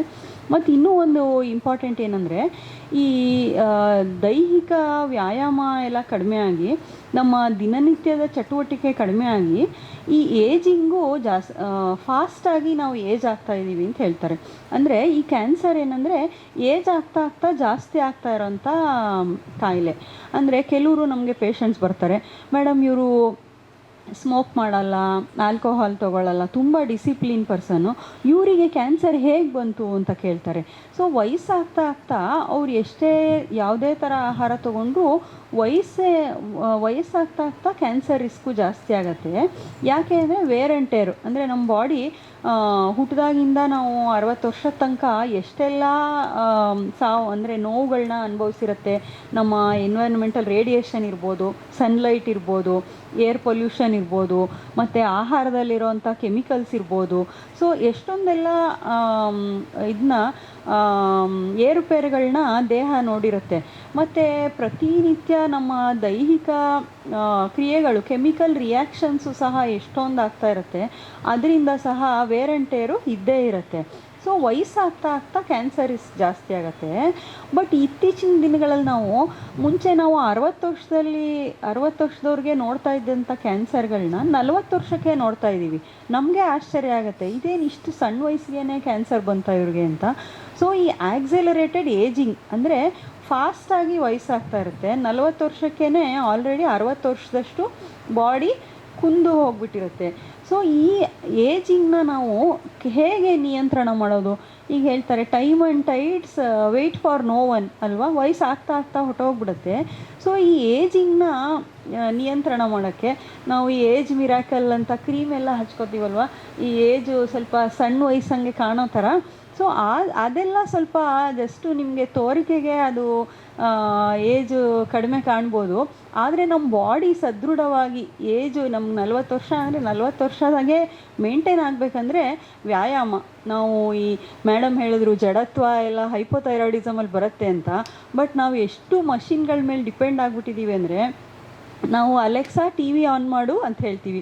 ಸೊ ಕೂತಿದ್ದಲ್ಲಿ ನಾವು ಅಲ್ಲಿ ಹೋಗಿ ರಿಮೋಟ್ ಎತ್ಕೊಂಡು ಆನ್ ಮಾಡೋಕ್ಕೂ ನಮಗೆ ಬೇಕಿಲ್ಲ, ಅಷ್ಟು ಈ ಟೆಕ್ನಾಲಜಿ ನಮ್ಮನ್ನು ಸೋಮಾರಿಗಳು ಮಾಡಿಬಿಟ್ಟಿದೆ. ಸೊ ಸ್ವಲ್ಪ ಚಟುವಟಿಕೆಯಿಂದ ಇರೋದು, ಈ ನಮ್ಮ ಲೈಫ್ ಸ್ಟೈಲ್ ಏನಿದೆ ಅದನ್ನು ನಾವು ಸ್ವಲ್ಪ ಫಾಸ್ಟು ಅಂದರೆ ಸ್ವಲ್ಪ ಫಿಸಿಕಲಿ ಆ್ಯಕ್ಟಿವ್ ಆಗಿರೋದು, ಊಟದಲ್ಲಿ ಸ್ವಲ್ಪ ಇತಿಮಿತಿ ಇರೋದು, ವೆಯ್ಟ್ನ ಕಂಟ್ರೋಲ್ ಮಾಡೋದು, ಹೀಗೆ ನಮ್ಮ ಲೈಫ್ ಸ್ಟೈಲ್ನ ನಾವು ಸುಧಾರಿಸೋದ್ರಿಂದ ಈ ಏಜಿಂಗ್ನ ಸ್ವಲ್ಪ ಕಡಿಮೆ ಮಾಡ್ಬೋದು. ಅಂದರೆ ನಿಧಾನವಾಗಿ ಏಜ್ ಆಗೋದು. ಅಟ್ಲೀಸ್ಟ್ 40 ವರ್ಷಕ್ಕೆ 40 ವರ್ಷ ಅಷ್ಟೇ ನಮ್ಮ ಬಾಡಿ ಮೇಂಟೈನ್ ಆಗಬೇಕಂದ್ರೆ ಸ್ವಲ್ಪ ಚಟುವಟಿಕೆಯಿಂದ ಇರಬೇಕು. ಮತ್ತು ಈಗ ನಾವೇ ಕೈಯಾರ ಮಾಡ್ಕೊಂಡಂಥ ಪ್ರಾಬ್ಲಮ್ಸು ಈ ತಂಬಾಕು ಮತ್ತು ಆಲ್ಕೋಹಾಲ್ಗೆ ಒಂದು ದೊಡ್ಡ ನೋ ಹೇಳಬೇಕು. ಗುಟ್ಕಾ ಕೂಡ ಇದಕ್ಕೊಂದು ಕಾರಣ ಅಂತ ಅಂದ್ಕೊಂಡಿದ್ದೀನಿ ಮೇಡಮ್. ಈಗ ಯುವ ವಯಸ್ಸಿನವ್ರು ಏನಿದ್ದಾರೆ, ಹೈಸ್ಕೂಲ್ ಮಕ್ಕಳಿಂದ ಹಿಡಿದು ಈ ಗುಟ್ಕಾಕ್ಕೆ ತುಂಬ ಅಡಿಕ್ಷನ್ ಆಗ್ತಾ ಇದೆ, ಅಂಥವ್ರಿಗೆ ಏನು ಹೇಳಲಿಕ್ಕೆ ಏನೇನು? ಹೇಗಂದರೆ ಗುಟ್ಕಾ ಅದು ಎಲ್ಲೆಲ್ಲಿ ಹೋಗುತ್ತಲ್ಲ, ಬಾಯಿ ಅಗಿತಾರಲ್ಲ, ಬಾಯಿ ಕ್ಯಾನ್ಸರು, ಗಂಟ್ಲಿಗೆ ಹೋಗುತ್ತೆ ಗಂಟ್ಲಿನ ಕ್ಯಾನ್ಸರು, ನೆಕ್ಸ್ಟ್ ಅನ್ನನಾಳಕ್ಕೆ ಹೋಗುತ್ತೆ ಅನ್ನನಾಳದ ಕ್ಯಾನ್ಸರು, ಜಠರದ ಕ್ಯಾನ್ಸರು, ಮತ್ತು ಅದರಿಂದ ಅದು ಅಬ್ಸಾರ್ಬ್ ಆಗಿ ಬಾಡಿಲಿ ಪ್ಯಾಂಕ್ರಿಯಾಸ್ ಕ್ಯಾನ್ಸರು, ಲಿವರ್ ಎಲ್ಲ ಡ್ಯಾಮೇಜ್ ಆಗಿ ಲಿವರ್ ಕ್ಯಾನ್ಸರು. ಸೊ ಅದು ಎಲ್ಲೆಲ್ಲಿ ಹೋಗುತ್ತೆ ಅಲ್ಲೆಲ್ಲ ಸುಡ್ತಾ ಹೋಗುತ್ತೆ. ಸೊ ಇಂಥದ್ದನ್ನ ಸಣ್ಣ ವಯಸ್ಸಲ್ಲಿ ಖಂಡಿತ ಕಲಿಬಾರ್ದು. ಮತ್ತು ಅಕಸ್ಮಾತ್ ಏನಾದ್ರು ಆ ಅಭ್ಯಾಸ ಮಾಡ್ಕೊಂಬಿಟ್ಟಿದ್ರು ಆದಷ್ಟು ಬೇಗ ಅದನ್ನ ಬಿಡಬೇಕು. ನಮ್ಮ ಶಾರುಖ್ ಖಾನ್ ಅವರು ಅವರ 60 ವರ್ಷದ ಬರ್ಡೇಲಿ ಅವ್ರು ಹೇಳಿದ್ರು, ನಾನು ಸ್ಮೋಕಿಂಗ್ ಬಿಟ್ಬಿಟ್ಟಿದ್ದೀನಿ ಅಂತ. 60 ವರ್ಷ ತನಕ ಎಲ್ಲ ಕಾಯಬಾರ್ದು, ಅದಕ್ಕೆ ಮುಂಚೆನೇ ಬೈ ಚಾನ್ಸ್ ಏನಾರ ಕಲ್ತ್ಬಿಟ್ಟಿದ್ರೆ ಅದನ್ನ ಬಿಟ್ಬಿಡಬೇಕು. ವಿನಯ್ ಮೇಡಮ್, ಈಗ ಮನೋದೈಹಿಕ ಸಮಸ್ಯೆಗಳನ್ನು ಸಾಕಷ್ಟು ನಾವು ನೋಡ್ತಾ ಇದ್ದೇವೆ, ಅದ್ರ ಬಗ್ಗೆ ನಿಮ್ಮ ಅಭಿಪ್ರಾಯವನ್ನು ತಿಳಿಸಿ. ಹೌದು, ಬಹಳ ಒಳ್ಳೆಯ ವಿಷಯವನ್ನು ಎತ್ಕೊಂಡ್ರಿ ನೀವು. ಈ ಮನೋದೈಹಿಕ ಸಮಸ್ಯೆಗಳು ಅಂತಂತಂದರೆ ದೇಹಕ್ಕೇನು ಸಮಸ್ಯೆ ಇರಲ್ಲ, ಮನಸ್ಸಿನಲ್ಲಿ ಮುಖ್ಯವಾಗಿ ಮಹಿಳೆಯರು ಇದರಿಂದ ಬಾಧಿತರಾಗ್ತಾರೆ. ಮನಸ್ಸಿನಲ್ಲಿ ಏನೋ ಒಂಥರ ಆತಂಕ, ಏನೋ ಒತ್ತಡ, ಏನೋ ದ್ವಂದ್ವ, ಗೊಂದಲ, ಏನೋ ಚಿಕ್ಕ ಪುಟ್ಟದೇ ಇರ್ಬೋದು. ಮನೆಯಲ್ಲಿ ಮಗನಿಗೆ ಹೆಣ್ಣೆ ಸೆಟ್ ಆಗ್ತಿರಲ್ಲ, ಅಥವಾ ಮಗಳಿಗೆ ಗಂಡು ಸೆಟ್ ಆಗ್ತಿರಲ್ಲ, ಅಥವಾ ಗಂಡನಿಗೆ ಯಾವುದೋ ಒಂದು ದೈಹಿಕ ಸಮಸ್ಯೆ ಇರ್ಬೋದು, ಅಥವಾ ಇನ್ನೇನೋ ಇರಬಹುದು, ಅಥವಾ ಆರ್ಥಿಕ ಸಮಸ್ಯೆ ಇರ್ಬೋದು, ಅಥವಾ ಕುಟುಂಬ ನಿರ್ವಹಣೆಗೆ ಇನ್ಯಾವುದೋ ಒಂದು ರೀತಿಯ ಕಷ್ಟಗಳು ಅವಳನ್ನು ಕಾಡ್ತಾ ಇರ್ಬೋದು. ಈ ಥರದ್ದು ಮನಸ್ಸಿನಲ್ಲಿ ಅವಳಿಗೆ ಒಂದು ರೀತಿ ಚಿಂತೆ, ದುಗುಡ, ಆತಂಕ ಈ ಥರದ್ದು ಕಾಡ್ತಾ ಇರುತ್ತೆ. ಆದರೆ ಅದನ್ನು ಅವಳು ಹೇಳ್ಕೊಳ್ತಿರಲ್ಲ, ಅದು ಯಾವುದೋ ಒಂದು ದೈಹಿಕ ಸಮಸ್ಯೆಯಾಗಿ ಹೊರಬರ್ತಾ ಇರುತ್ತೆ. ರೂಪ ಅದರದ್ದು ದೈಹಿಕ ಸಮಸ್ಯೆ. ಏನೋ ಕಂಟಿನ್ಯೂಸ್ ಆಗಿ ತಲೆನೋವು, ಕೂತ್ರು ತಲೆನೋವು, ನಿತ್ರು ತಲೆನೋವು, ಕೆಲಸ ಮಾಡಿದ್ರೂ ತಲೆನೋವು, ಕೆಲಸ ಮಾಡದೇ ಇದ್ರೂ ತಲೆನೋವು ಅನ್ನೋವಂಥದ್ದು ಇರ್ಬೋದು. ಎದೆ ಬಡ್ತ ಅಂತ ಕೆಲವರು ಹೇಳಬಹುದು. ಈ ರೀತಿ ಸಮಸ್ಯೆಗಳು ಕಾಣಿಸ್ಕೊಳ್ತವೆ. ಆದರೆ ಅವಳು ಡಾಕ್ಟರ್ ಶಾಪಿಂಗ್ ಅಂತ ಹೇಳ್ತೀವಿ. ಅಂದರೆ ಒಬ್ಬರು ಒಂದು ಆಸ್ಪತ್ರೆಗೆ ಹೋಗ್ತಾರೆ, ಎಲ್ಲ ಟೆಸ್ಟ್ ಮಾಡಿಸ್ತಾರೆ, ಎಲ್ಲ ನಾರ್ಮಲ್ ಇದೆ ಅಂತ ಹೇಳ್ತಾರೆ. ಇನ್ನೊಂದು ಆಸ್ಪತ್ರೆಗೆ ಹೋಗ್ತಾರೆ, ಎಲ್ಲ ಟೆಸ್ಟ್ ಮಾಡಿಸ್ತಾರೆ, ಎಲ್ಲ ನಾರ್ಮಲ್ ಇದೆ ಮೇಡಮ್, ಯಾವುದು ಸಮಸ್ಯೆ ಇಲ್ಲ ಅಂತ ಹೇಳ್ತಾರೆ. ಅವ್ರು ಗಂಡಂಗೂ ಅದೇ ಥರ ಹೇಳ್ತಾರೆ, ನಿಮ್ಮ ವೈಫ್ದು ಎಲ್ಲ ಟೆಸ್ಟ್ಗಳು ಮಾಡಿಸಿದ್ದೀವಿ, ನಾರ್ಮಲ್ ಇದೆ, BP ಇಲ್ಲ, ಶುಗರ್ ಇಲ್ಲ, ಹೃದಯಕ್ಕೆ ಸಂಬಂಧಪಟ್ಟಿದ್ದು ಏನೂ ಇಲ್ಲ, ಎಲ್ಲ ತಪಾಸಣೆ ಮಾಡಿದ್ದೀವಿ ಅಂತ. ಆದರೂ ಆಕೆಯ ಗುಣಲಕ್ಷಣಗಳೇನಿದೆ ಅದು ಕಡಿಮೆ ಆಗಲ್ಲ. ತಲೆ ಭಾರ ಅಂತ ಅಂದ್ಕೊಂಡು ಕೂತ್ಕೊಳ್ತಾರೆ ಕೆಲವರು, ಈ ಥರದ್ದೆಲ್ಲ.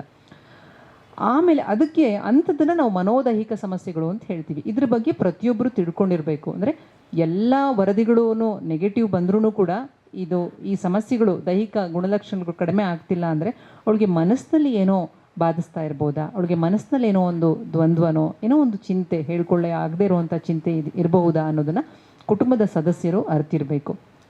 ಅದಕ್ಕೆ ಮೊದಲು ಅವ್ರು ಮಾಡಬೇಕಾಗಿದ್ದು ಏನೂ ಇಲ್ಲ, ಉತ್ತಮ ಕಿವಿ ಆಗಬೇಕು, ಕೇಳಿಸ್ಕೊಳ್ಬೇಕು, ಅವಳ ಹತ್ರ ಕುತ್ಕೊಳ್ಬೇಕು, ಮುಕ್ತವಾಗಿ ಅವಳಿಗೆ ಮಾತಾಡಲಿಕ್ಕೆ ಅವಕಾಶ ಕೊಡಬೇಕು.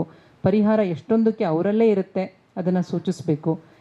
ಇಲ್ಲ ಅಂತಂತಂದರೆ ಅವಳಿಗೆ ಯಾರಲ್ಲಿ ಪರಿಹಾರ ಸಿಗಬಹುದು ಅಂತ ಅವ್ರಿಗೆ ಅನಿಸುತ್ತೋ ಅವರಲ್ಲಿ ಕರ್ಕೊಂಡು ಹೋಗಿ ಪರಿಹಾರವನ್ನು ಕೊಡಿಸ್ಲಿಕ್ಕೆ. ಅಂದರೆ ಅವಳ ಸ್ನೇಹಿತರೊಂದಿಗೆ ಮಾತಾಡಿದಾಗ ಅವಳಿಗೆ ಈ ಥರದ ಸಮಸ್ಯೆ ಅವಳಿಗೂ ಇದೆ, ಅವಳ ಮಗನಿಗೂ ಗಂಡು ಸೆಟ್ ಆಗಿಲ್ಲ, ಹುಡುಕ್ತಾ ಇದ್ದಾರೆ, ಇದು ನನಗೊಬ್ಬಳದೇ ಅಲ್ಲ, ಅವಳಿಗೂ ಇದೆ, ಆ ಥರ ನಾವೆಲ್ಲ ಒಂದೇ ದೋಣಿನಲ್ಲಿ ಸಾಕ್ತಾ ಇದ್ದೀವಿ ಅನ್ನೋವಂಥ ಒಂದು ಪರಿಕಲ್ಪನೆ ಬಂತು ಅಂತಂದರೆ ಮನಸ್ಸು ನಿರಾಳವಾಗತ್ತೆ.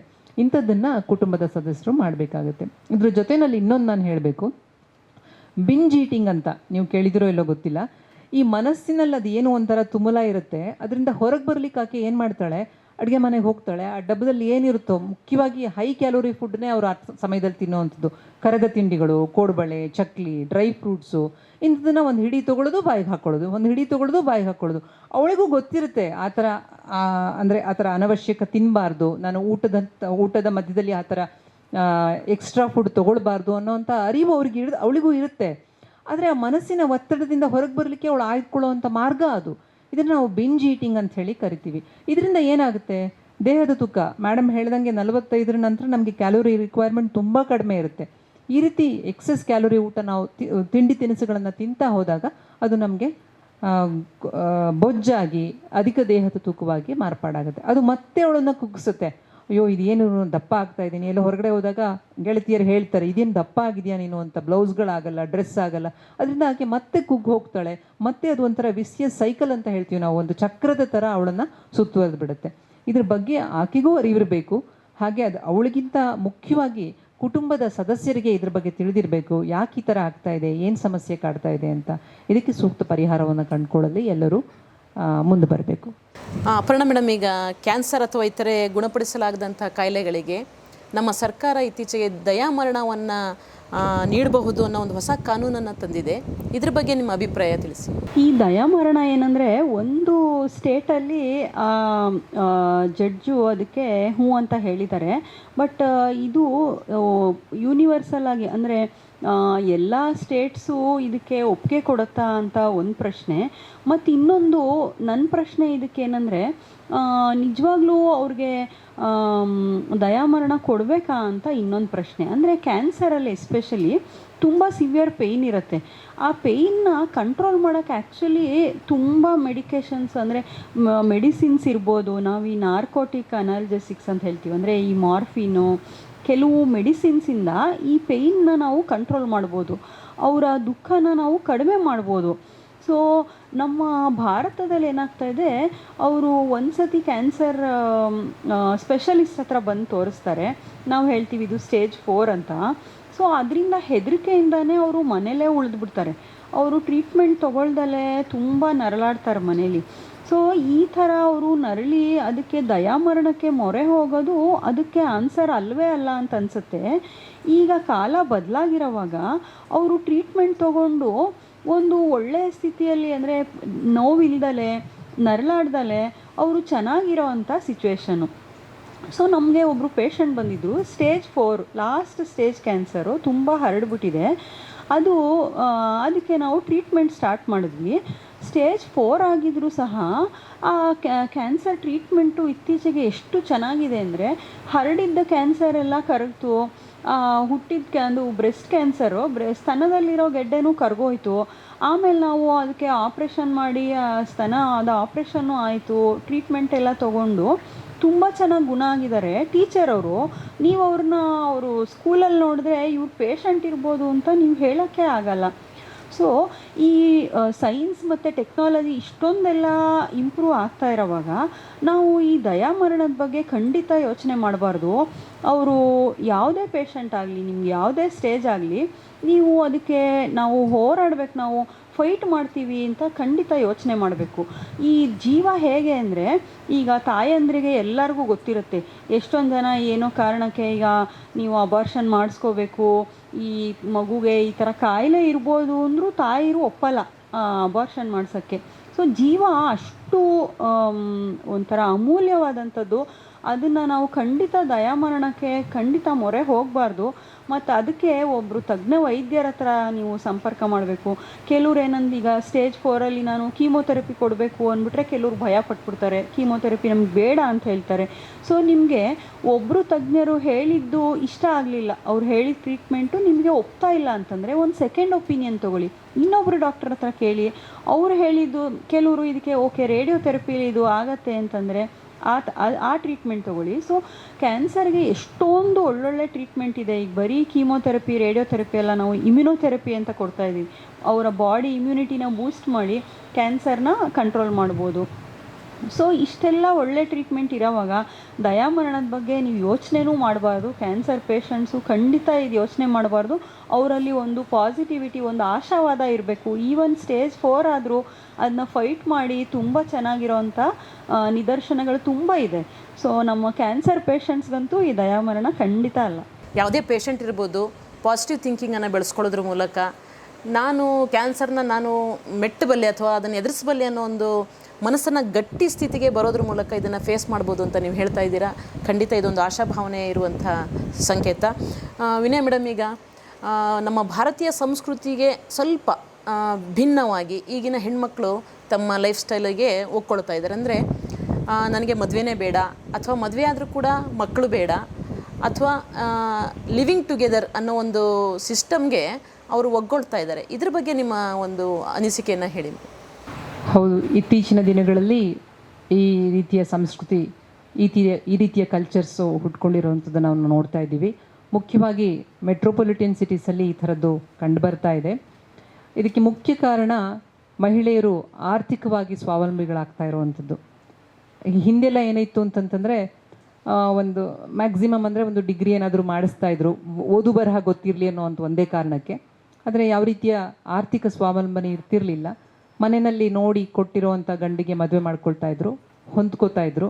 ಯಾಕಂದರೆ ಆಗೆಲ್ಲ ಇತ್ತು, ಮತ್ತು ಗಂಡನ್ನು ಬಿಟ್ಟು ತಾಯಿ ಮನೆಗೆ ಹೋಗೋವಂಥದ್ದು ಒಂಥರ ಅದು ಬಹಳ ತಪ್ಪು ಅಂತನೋ, ಅದು ಒಂಥರ ಅವಮಾನಕರ ಅಂತನೋ, ಅದು ನಮ್ಮ ಕುಟುಂಬದ ಗೌರವವನ್ನೇ ಕಡಿಮೆ ಮಾಡುತ್ತೆ ಅನ್ನೋವಂಥ ಒಂದು ಭಾವನೆ ಇತ್ತು. ಮತ್ತು ಅವಳಿಗೆ ಇಲ್ಲಿ ಬಂದರೂ ಕೂಡ ಇಲ್ಲೂ ಕೂಡ ಆ ರೀತಿಯ ಒಂದು ಗೌರವ ಸಿಗ್ತಿರಲಿಲ್ಲ. ಹಾಗಾಗಿ ಎಷ್ಟೇ ಕಷ್ಟ ಇದ್ದರೂ ಕೂಡ ಆ ಮನೆಯಲ್ಲೇ ಹೊಂದ್ಕೊಂಡು ಅತ್ತೆ ಮಾವ ಮೈದುನ ನಾದ್ನಿ ಎಲ್ಲರ ಜೊತೆ ಹೊಂದ್ಕೊಂಡು ಆಕೆ ಜೀವನ ಮಾಡ್ತಾಯಿದ್ಲು. ಈಗೇನಾಗಿದೆ, ಎಲ್ಲ ಮಹಿಳೆಯರಿಗೂ ಒಂದು ರೀತಿಯ ಆರ್ಥಿಕ ಸ್ವಾವಲಂಬಿಗಳಾಗಿದ್ದಾರೆ. ಬೇಗ ಚೆನ್ನಾಗಿ ಓದ್ತಾರೆ, ಎತ್ತರದ ಒಳ್ಳೊಳ್ಳೆ ಕೆಲಸಗಳನ್ನು ಸಂಪಾದನೆ ಮಾಡ್ತಾರೆ, ಒಳ್ಳೆಯ ಹಣವನ್ನು ಕೂಡ ಗಳಿಸ್ತಾರೆ. ಅಂಥ ಪರಿಸ್ಥಿತಿನಲ್ಲಿ ಅವ್ರಿಗೆ ಮದುವೆನೂ ಕೂಡ ಯಾಕೆ, ಮದುವೆ ಮಾಡಿಕೊಂಡು ಒಂದು ಬಂಧನ, ಮತ್ತೆ ಅವ್ರು ಹೇಳ್ದಾಗ ಕೇಳಬೇಕು, ಅವ್ರ ಜೊತೆಗಿರಬೇಕು, ನನ್ನ ಸ್ವತಂತ್ರ ಅಥವಾ ಸ್ವತಂತ್ರವೋ ಸ್ವೇಚ್ಛಾಚಾರವೋ ಗೊತ್ತಿಲ್ಲ, ಅದಕ್ಕೆ ಅಡ್ಡಿ ಬರುತ್ತೆ ಅನ್ನೋವಂಥ ಮನಸ್ಥಿತಿ ಬಹಳಷ್ಟು ಮಹಿಳೆಯರದ್ದು.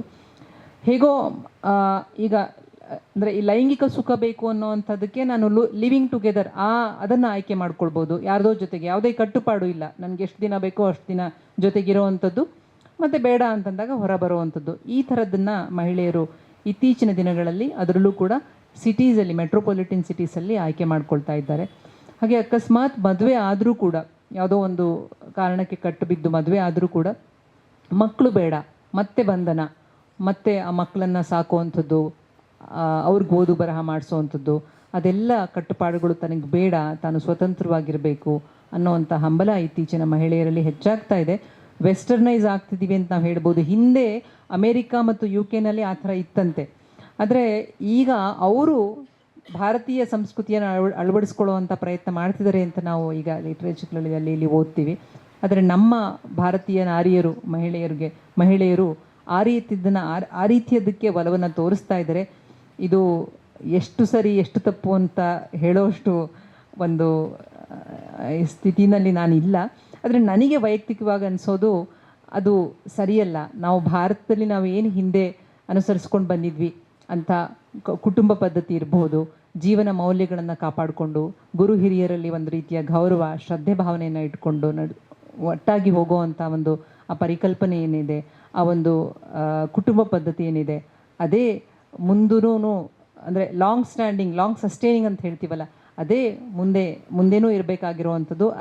ಅದೇ ಒಳ್ಳೆಯ ಆಯ್ಕೆ ಅಂಥದ್ದನ್ನೇ ನಾವು ಪಾಲನೆ ಮಾಡಬೇಕು. ಇದನ್ನು ಆದಷ್ಟು ಡಿಸ್ಕರೇಜ್ ಮಾಡಬೇಕು ಅನ್ನೋಂಥದ್ದು ನನ್ನ ವೈಯಕ್ತಿಕ ಅನಿಸಿಕೆ.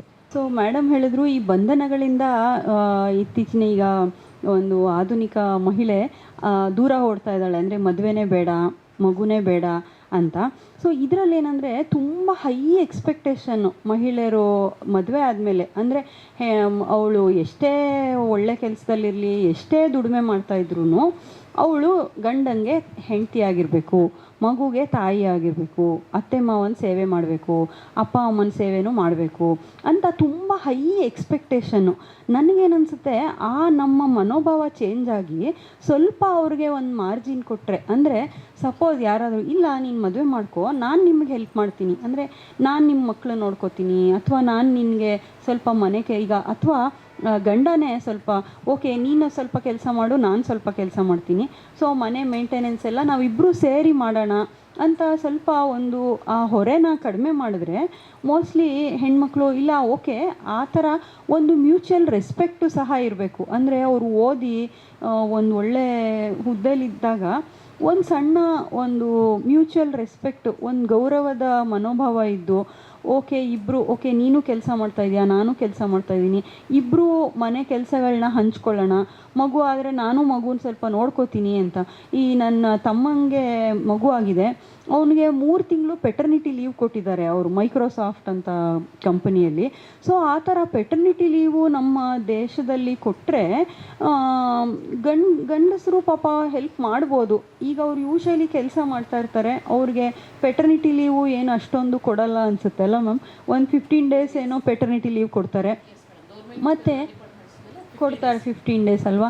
ಸೊ ಹಾಗೆ ಸ್ವಲ್ಪ ಸಮಾಜ ಒಂದು ಮಹಿಳೆಗೆ ಒಂದು ಹೆಲ್ಪ್ ಮಾಡಿದ್ರೆ, ಒಂದು ಟೀಮ್ ಇರಬೇಕು. ಅಂದರೆ ನಾವು ಇದರಲ್ಲಿ ಹಾಸ್ಪಿಟ್ಲಲ್ಲಿ ಅಥವಾ ಆಫೀಸಲ್ಲಿ ನಮಗೆ ಹೇಗೆ ಟೀಮ್ ಇರುತ್ತಲ್ವ, ಎಲ್ಲ ಕೆಲಸ ನಾವೇ ಮಾಡಲ್ಲ, ಒಂದು ಟೀಮ್ ಇರುತ್ತೆ. ಹಾಗೆ ಮನೇಲೂ ಒಂದು ಸ್ವಲ್ಪ ಮಕ್ಕಳು ನೋಡ್ಕೊಳ್ಳೋಕ್ಕಾಗಲಿ ಅಥವಾ ಮನೆ ಕೆಲಸಗಳಲ್ಲಾಗಲಿ ಯಾರಾದರೂ ಒಬ್ಬರು ಒಂದು ಕೈ ನಾವು ಹೆಲ್ಪ್ ಮಾಡ್ತೀವಿ ಅಂತ ಮುಂದೆ ಬಂದರೆ ಈ ಥರ ಸಮಸ್ಯೆಗಳು ಕಡಿಮೆ ಆಗ್ಬೋದು ಅಂತ ನನ್ನ ಅನಿಸಿಕೆ. ಖಂಡಿತ ಮೇಡಮ್, ಇಬ್ಬರು ಈ ವಿಷಯವಾಗಿ ಏನು ಹೇಳಿದ್ರಿ, ನಾನು ಬಹುಶಃ ಈ ದಿನದ ಒಂದು ಸಂದೇಶ ಅಂತಲೇ ನಿಮ್ಮಿಬ್ಬರಿಂದ ನಾನು ತಗೊಳ್ತೀನಿ ಮೇಡಮ್. ಯಾಕೆ ಅಂತ ಹೇಳಿದ್ರೆ ಭಾರತದ ಕೌಟುಂಬಿಕ ವ್ಯವಸ್ಥೆ ಹೆಣ್ಣಿನ ಮೇಲೆ ಹೆಚ್ಚಾಗಿ ಡಿಪೆಂಡ್ ಆಗಿರೋದ್ರಿಂದ ಹೆಣ್ಣಿನ ಪರಿಪೂರ್ಣತೆ ತಾಯ್ತನದಲ್ಲಿ ಕಂಡ್ಕೋಬೇಕು ಅನ್ನೋ ಒಂದು ಮಾತಿನ ಪ್ರಕಾರ ಈಗಿನ ಯುವತಿಯರು ಈ ಹೊಸ ಲೈಫ್ ಸ್ಟೈಲ್ ಏನಿದೆ ಇದಕ್ಕೆ ಹೊರತಾಗಿ ನಮ್ಮ ಭಾರತದ ಸಾಂಸ್ಕೃತಿಕ ಶೈಲಿ ಏನಿದೆ ಅಥವಾ ಕೌಟುಂಬಿಕ ವ್ಯವಸ್ಥೆ ಏನಿದೆ ಇದಕ್ಕೆ ಒಗ್ಕೊಂಡು ತನ್ನ ಜೀವನದ ಉತ್ತಮ ನಿರ್ವಹಣೆ ಜೊತೆಗೆ ಕೌಟುಂಬಿಕ ವ್ಯವಸ್ಥೆಯನ್ನು ಅರ್ಥಪೂರ್ಣವಾಗಿ ತೆಗೆದುಕೊಂಡು ಹೋಗಲಿಕ್ಕೆ ಮಹಿಳೆ ಸಾಕ್ಷಿಯಾಗ್ತಾಳೆ. ಆ ಒಂದು ಮಗುವನ್ನು ಹೆರುವಂಥ ಶಕ್ತಿ ಕೂಡ ಮಹಿಳೆಗೆ ಇರೋದು ಅನ್ನೋದು ಕೂಡ ನಮ್ಮ ಹೆಗ್ಗಳಿಕೆ, ಅದೊಂದು ವಿಶೇಷತೆ ಅಂತ ಹೇಳ್ತಾ ವೈದ್ಯರ ಜೊತೆಗೆ ಏನು ಸಂವಾದವನ್ನು ನಡೆಸಿದ್ದೇವೆ. ಆ ಇಬ್ಬರು ವೈದ್ಯರು ಸಹ ಪುಸ್ತಕಗಳನ್ನು ಬರೆದಿರೋದನ್ನು ನಿಮಗೆ ಪರಿಚಯಿಸಲಿಕ್ಕೆ ನಾನು ಇಷ್ಟಪಡ್ತಾ ಇದ್ದೇನೆ. ಡಾಕ್ಟರ್ ಅಪರ್ಣಾ ಶ್ರೀವತ್ಸ ಅವರು ಬರೆದಿರುವಂಥ ಕ್ಯಾನ್ಸರ್ಗೆ ಆನ್ಸರ್, ಇದು ಕ್ಯಾನ್ಸರ್ ರೋಗಿಗಳು ಖಂಡಿತವಾಗ್ಲೂ ಓದಲೇಬೇಕಾದಂಥ ಪುಸ್ತಕ. ಇದರಿಂದ ಅವರಿಗೆ ಎಷ್ಟೋ ತಮ್ಮ ಮನಸ್ಸಿನಲ್ಲಿರುವಂಥ ಪ್ರಶ್ನೆಗಳಿಗೆ ಅಥವಾ ಸಮಸ್ಯೆಗಳಿಗೆ ಪರಿಹಾರವನ್ನು ಕೊಡಲಿಕ್ಕೆ ಇದು ಸಹಾಯ ಆಗುತ್ತೆ ಅಂತ ಹೇಳ್ತಾ, ಹಾಗೆ ಡಾಕ್ಟರ್ ವಿನಯಾ ಶ್ರೀನಿವಾಸರವರು ಬರೆದಿರುವಂಥ ಆರೋಗ್ಯ ದೀವಿಗೆ, ಇದು ಯಾವ ರೀತಿ ನಾವು ದಿನನಿತ್ಯ ಆರೋಗ್ಯವನ್ನು ಕಾಪಾಡ್ಕೋಬೇಕು ಅನ್ನೋದ್ರ ಬಗ್ಗೆ ಬೆಳಕನ್ನು ಚೆಲ್ತಾ ಹೋಗುತ್ತೆ. ಅವರ ಇನ್ನೊಂದು ಪುಸ್ತಕ ನಿನ್ನೆಗೆ ಇಂದು ಇಂದಿಗೆ, ಇದು ಸಹ ಆರೋಗ್ಯಕ್ಕೆ ಸಂಬಂಧಿಸಿದ ಹಾಗೆ ಬರೆದಿರುವಂಥ ಪುಸ್ತಕ. ಹಾಗೆ ನಕ್ಕು ಹಗುರಾಗೋಣ, ನಗು ಜೀವನದಲ್ಲಿ ಬಹಳಷ್ಟು ಮುಖ್ಯ. ಆ ನಕ್ಕು ಹಗುರಾಗೋಣ ಹಾಗೂ ಇತರೆ ಆರೋಗ್ಯ ಕುರಿತಂತಹ ಲೇಖನಗಳು ಈ ಪುಸ್ತಕದಲ್ಲಿ ಇರೋದರಿಂದ ಈ 3 ಪುಸ್ತಕಗಳು ಆರೋಗ್ಯಕ್ಕೆ ನಮಗೆ ನಿತ್ಯ ಜೀವನದಲ್ಲಿ ಯಾವ ರೀತಿ ಕಾಪಾಡ್ಕೋಬೇಕು ಹೇಗೆ ಅನ್ನೋದನ್ನು ನಮಗೆ ತಿಳಿಸ್ಕೊಡ್ತಾ ಇದ್ದೇವೆ. ಹಾಗೆ ನಾನು ಬರೆದಿರುವಂಥ ಒಂದು ಪುಸ್ತಕ ಸೀಮೋಗೆಯ ಸಾಲು ದೀಪಗಳು. ಇದರಲ್ಲಿ ಶಿವಮೊಗ್ಗ ಹಾಗೂ ಸುತ್ತಮುತ್ತ ಇರುವ ತಾಲೂಕುಗಳಲ್ಲಿ ಬಹಳಷ್ಟು ಜನ ಮಹಿಳೆಯರು ಏನು ಸಾಧನೆಯನ್ನು ಮಾಡಿದ್ದಾರೆ, ಆ ಸಾಧನೆ ಮಾಡಿದಂಥ ಮಹಿಳೆಯರ ಕುರಿತಾಗಿ ಅವರ ಜೀವನದ ಬಗ್ಗೆ ಭಾಳ ಡೀಟೇಲ್ ಆಗಿ ಬರೆದಿರುವಂಥ ಪುಸ್ತಕ. 60 ಜನ ಮಹಿಳೆಯರ ಒಂದು ಸಾಹಸಗಾಥೆ ಇದರಲ್ಲಿ ಸಿಗ್ತಾ ಇದೆ. ಇದನ್ನು ಓದೋದ್ರಿಂದ ಬಹಳಷ್ಟು ಜನರಿಗೆ ಒಂದು ರೀತಿಯ ಇನ್ಸ್ಪಿರೇಷನ್ ಬರುತ್ತೆ. ನಾವು ಯಾವ ಕ್ಷೇತ್ರದಲ್ಲಿ ಯಾವ ರೀತಿ ತೊಡ್ಕೋಬೇಕು, ಏನೇನು ಸಾಧನೆ ಮಾಡ್ಬೋದು ಅನ್ನೋದಕ್ಕೆ ಇದು ಮಾರ್ಗದರ್ಶಿಯಾಗಿದೆ. ಈ ಎಲ್ಲ ಪುಸ್ತಕಗಳು ಸಹ ಪ್ರಜ್ಞಾ ಬುಕ್ಸ್ ಗ್ಯಾಲರಿಯಲ್ಲಿ ಸಿಗ್ತಾ ಇದ್ದು, ಓದುಗರು ಸಾಹಿತ್ಯಾಸಕ್ತರು ಪುಸ್ತಕಗಳನ್ನು ಖರೀದಿಸಿ ಓದೋದ್ರ ಮೂಲಕ ಸಾಹಿತ್ಯವನ್ನು ಬೆಳೆಸಬೇಕಾಗಿ ಒಂದು ಕೋರಿಕೆಯನ್ನು ಸಲ್ಲಿಸ್ತಾ ಇತ್ತು. ನಾವು ಇಂದಿನ ಒಂದು ಮಾತುಕತೆಯನ್ನು ಪೂರ್ಣಗೊಳಿಸೋಣ. ಇಷ್ಟೊತ್ತು ನಮ್ಮೊಂದಿಗೆ ಈ ಮಹಿಳೆಯರ ಆರೋಗ್ಯದ ಕುರಿತು ಹಲವಾರು ವಿಷಯಗಳ ಬಗ್ಗೆ ಬೆಳಕನ್ನು ಚೆಲ್ಲಿ ತಮ್ಮ ವಿಚಾರ ವಿನಿಮಯವನ್ನು ಮಾಡಿಕೊಂಡಂಥ ಡಾಕ್ಟರ್ ವಿನಯಾ ಶ್ರೀನಿವಾಸರವರಿಗೆ ಹಾಗೂ ಡಾಕ್ಟರ್ ಅಪರ್ಣಾರವರಿಗೆ ನಾನು ಹೃತ್ಪೂರ್ವಕವಾಗಿ ವಂದನೆಗಳನ್ನು ಸಲ್ಲಿಸ್ತಾ ಇದ್ದೇನೆ. ಇಂಥ ಒಂದು ಅರ್ಥಪೂರ್ಣವಾದ ಕಾರ್ಯಕ್ರಮವನ್ನು ಆಯೋಜನೆ ಮಾಡಿದಂಥ ಪ್ರಜ್ಞಾ ವೇದಿಕೆಯ ಒಂದು ಟೀಮ್ಗೂ ಸಹ ವಂದನೆಗಳನ್ನು ಸಲ್ಲಿಸ್ತಾ ನಾವು ಈ ಕಾರ್ಯಕ್ರಮವನ್ನು ಮುಗಿಸ್ತಾ ಇದ್ದೇವೆ. ಸರ್ವೇ ಜನ ಸುಖಿನೋ ಭವಂತು.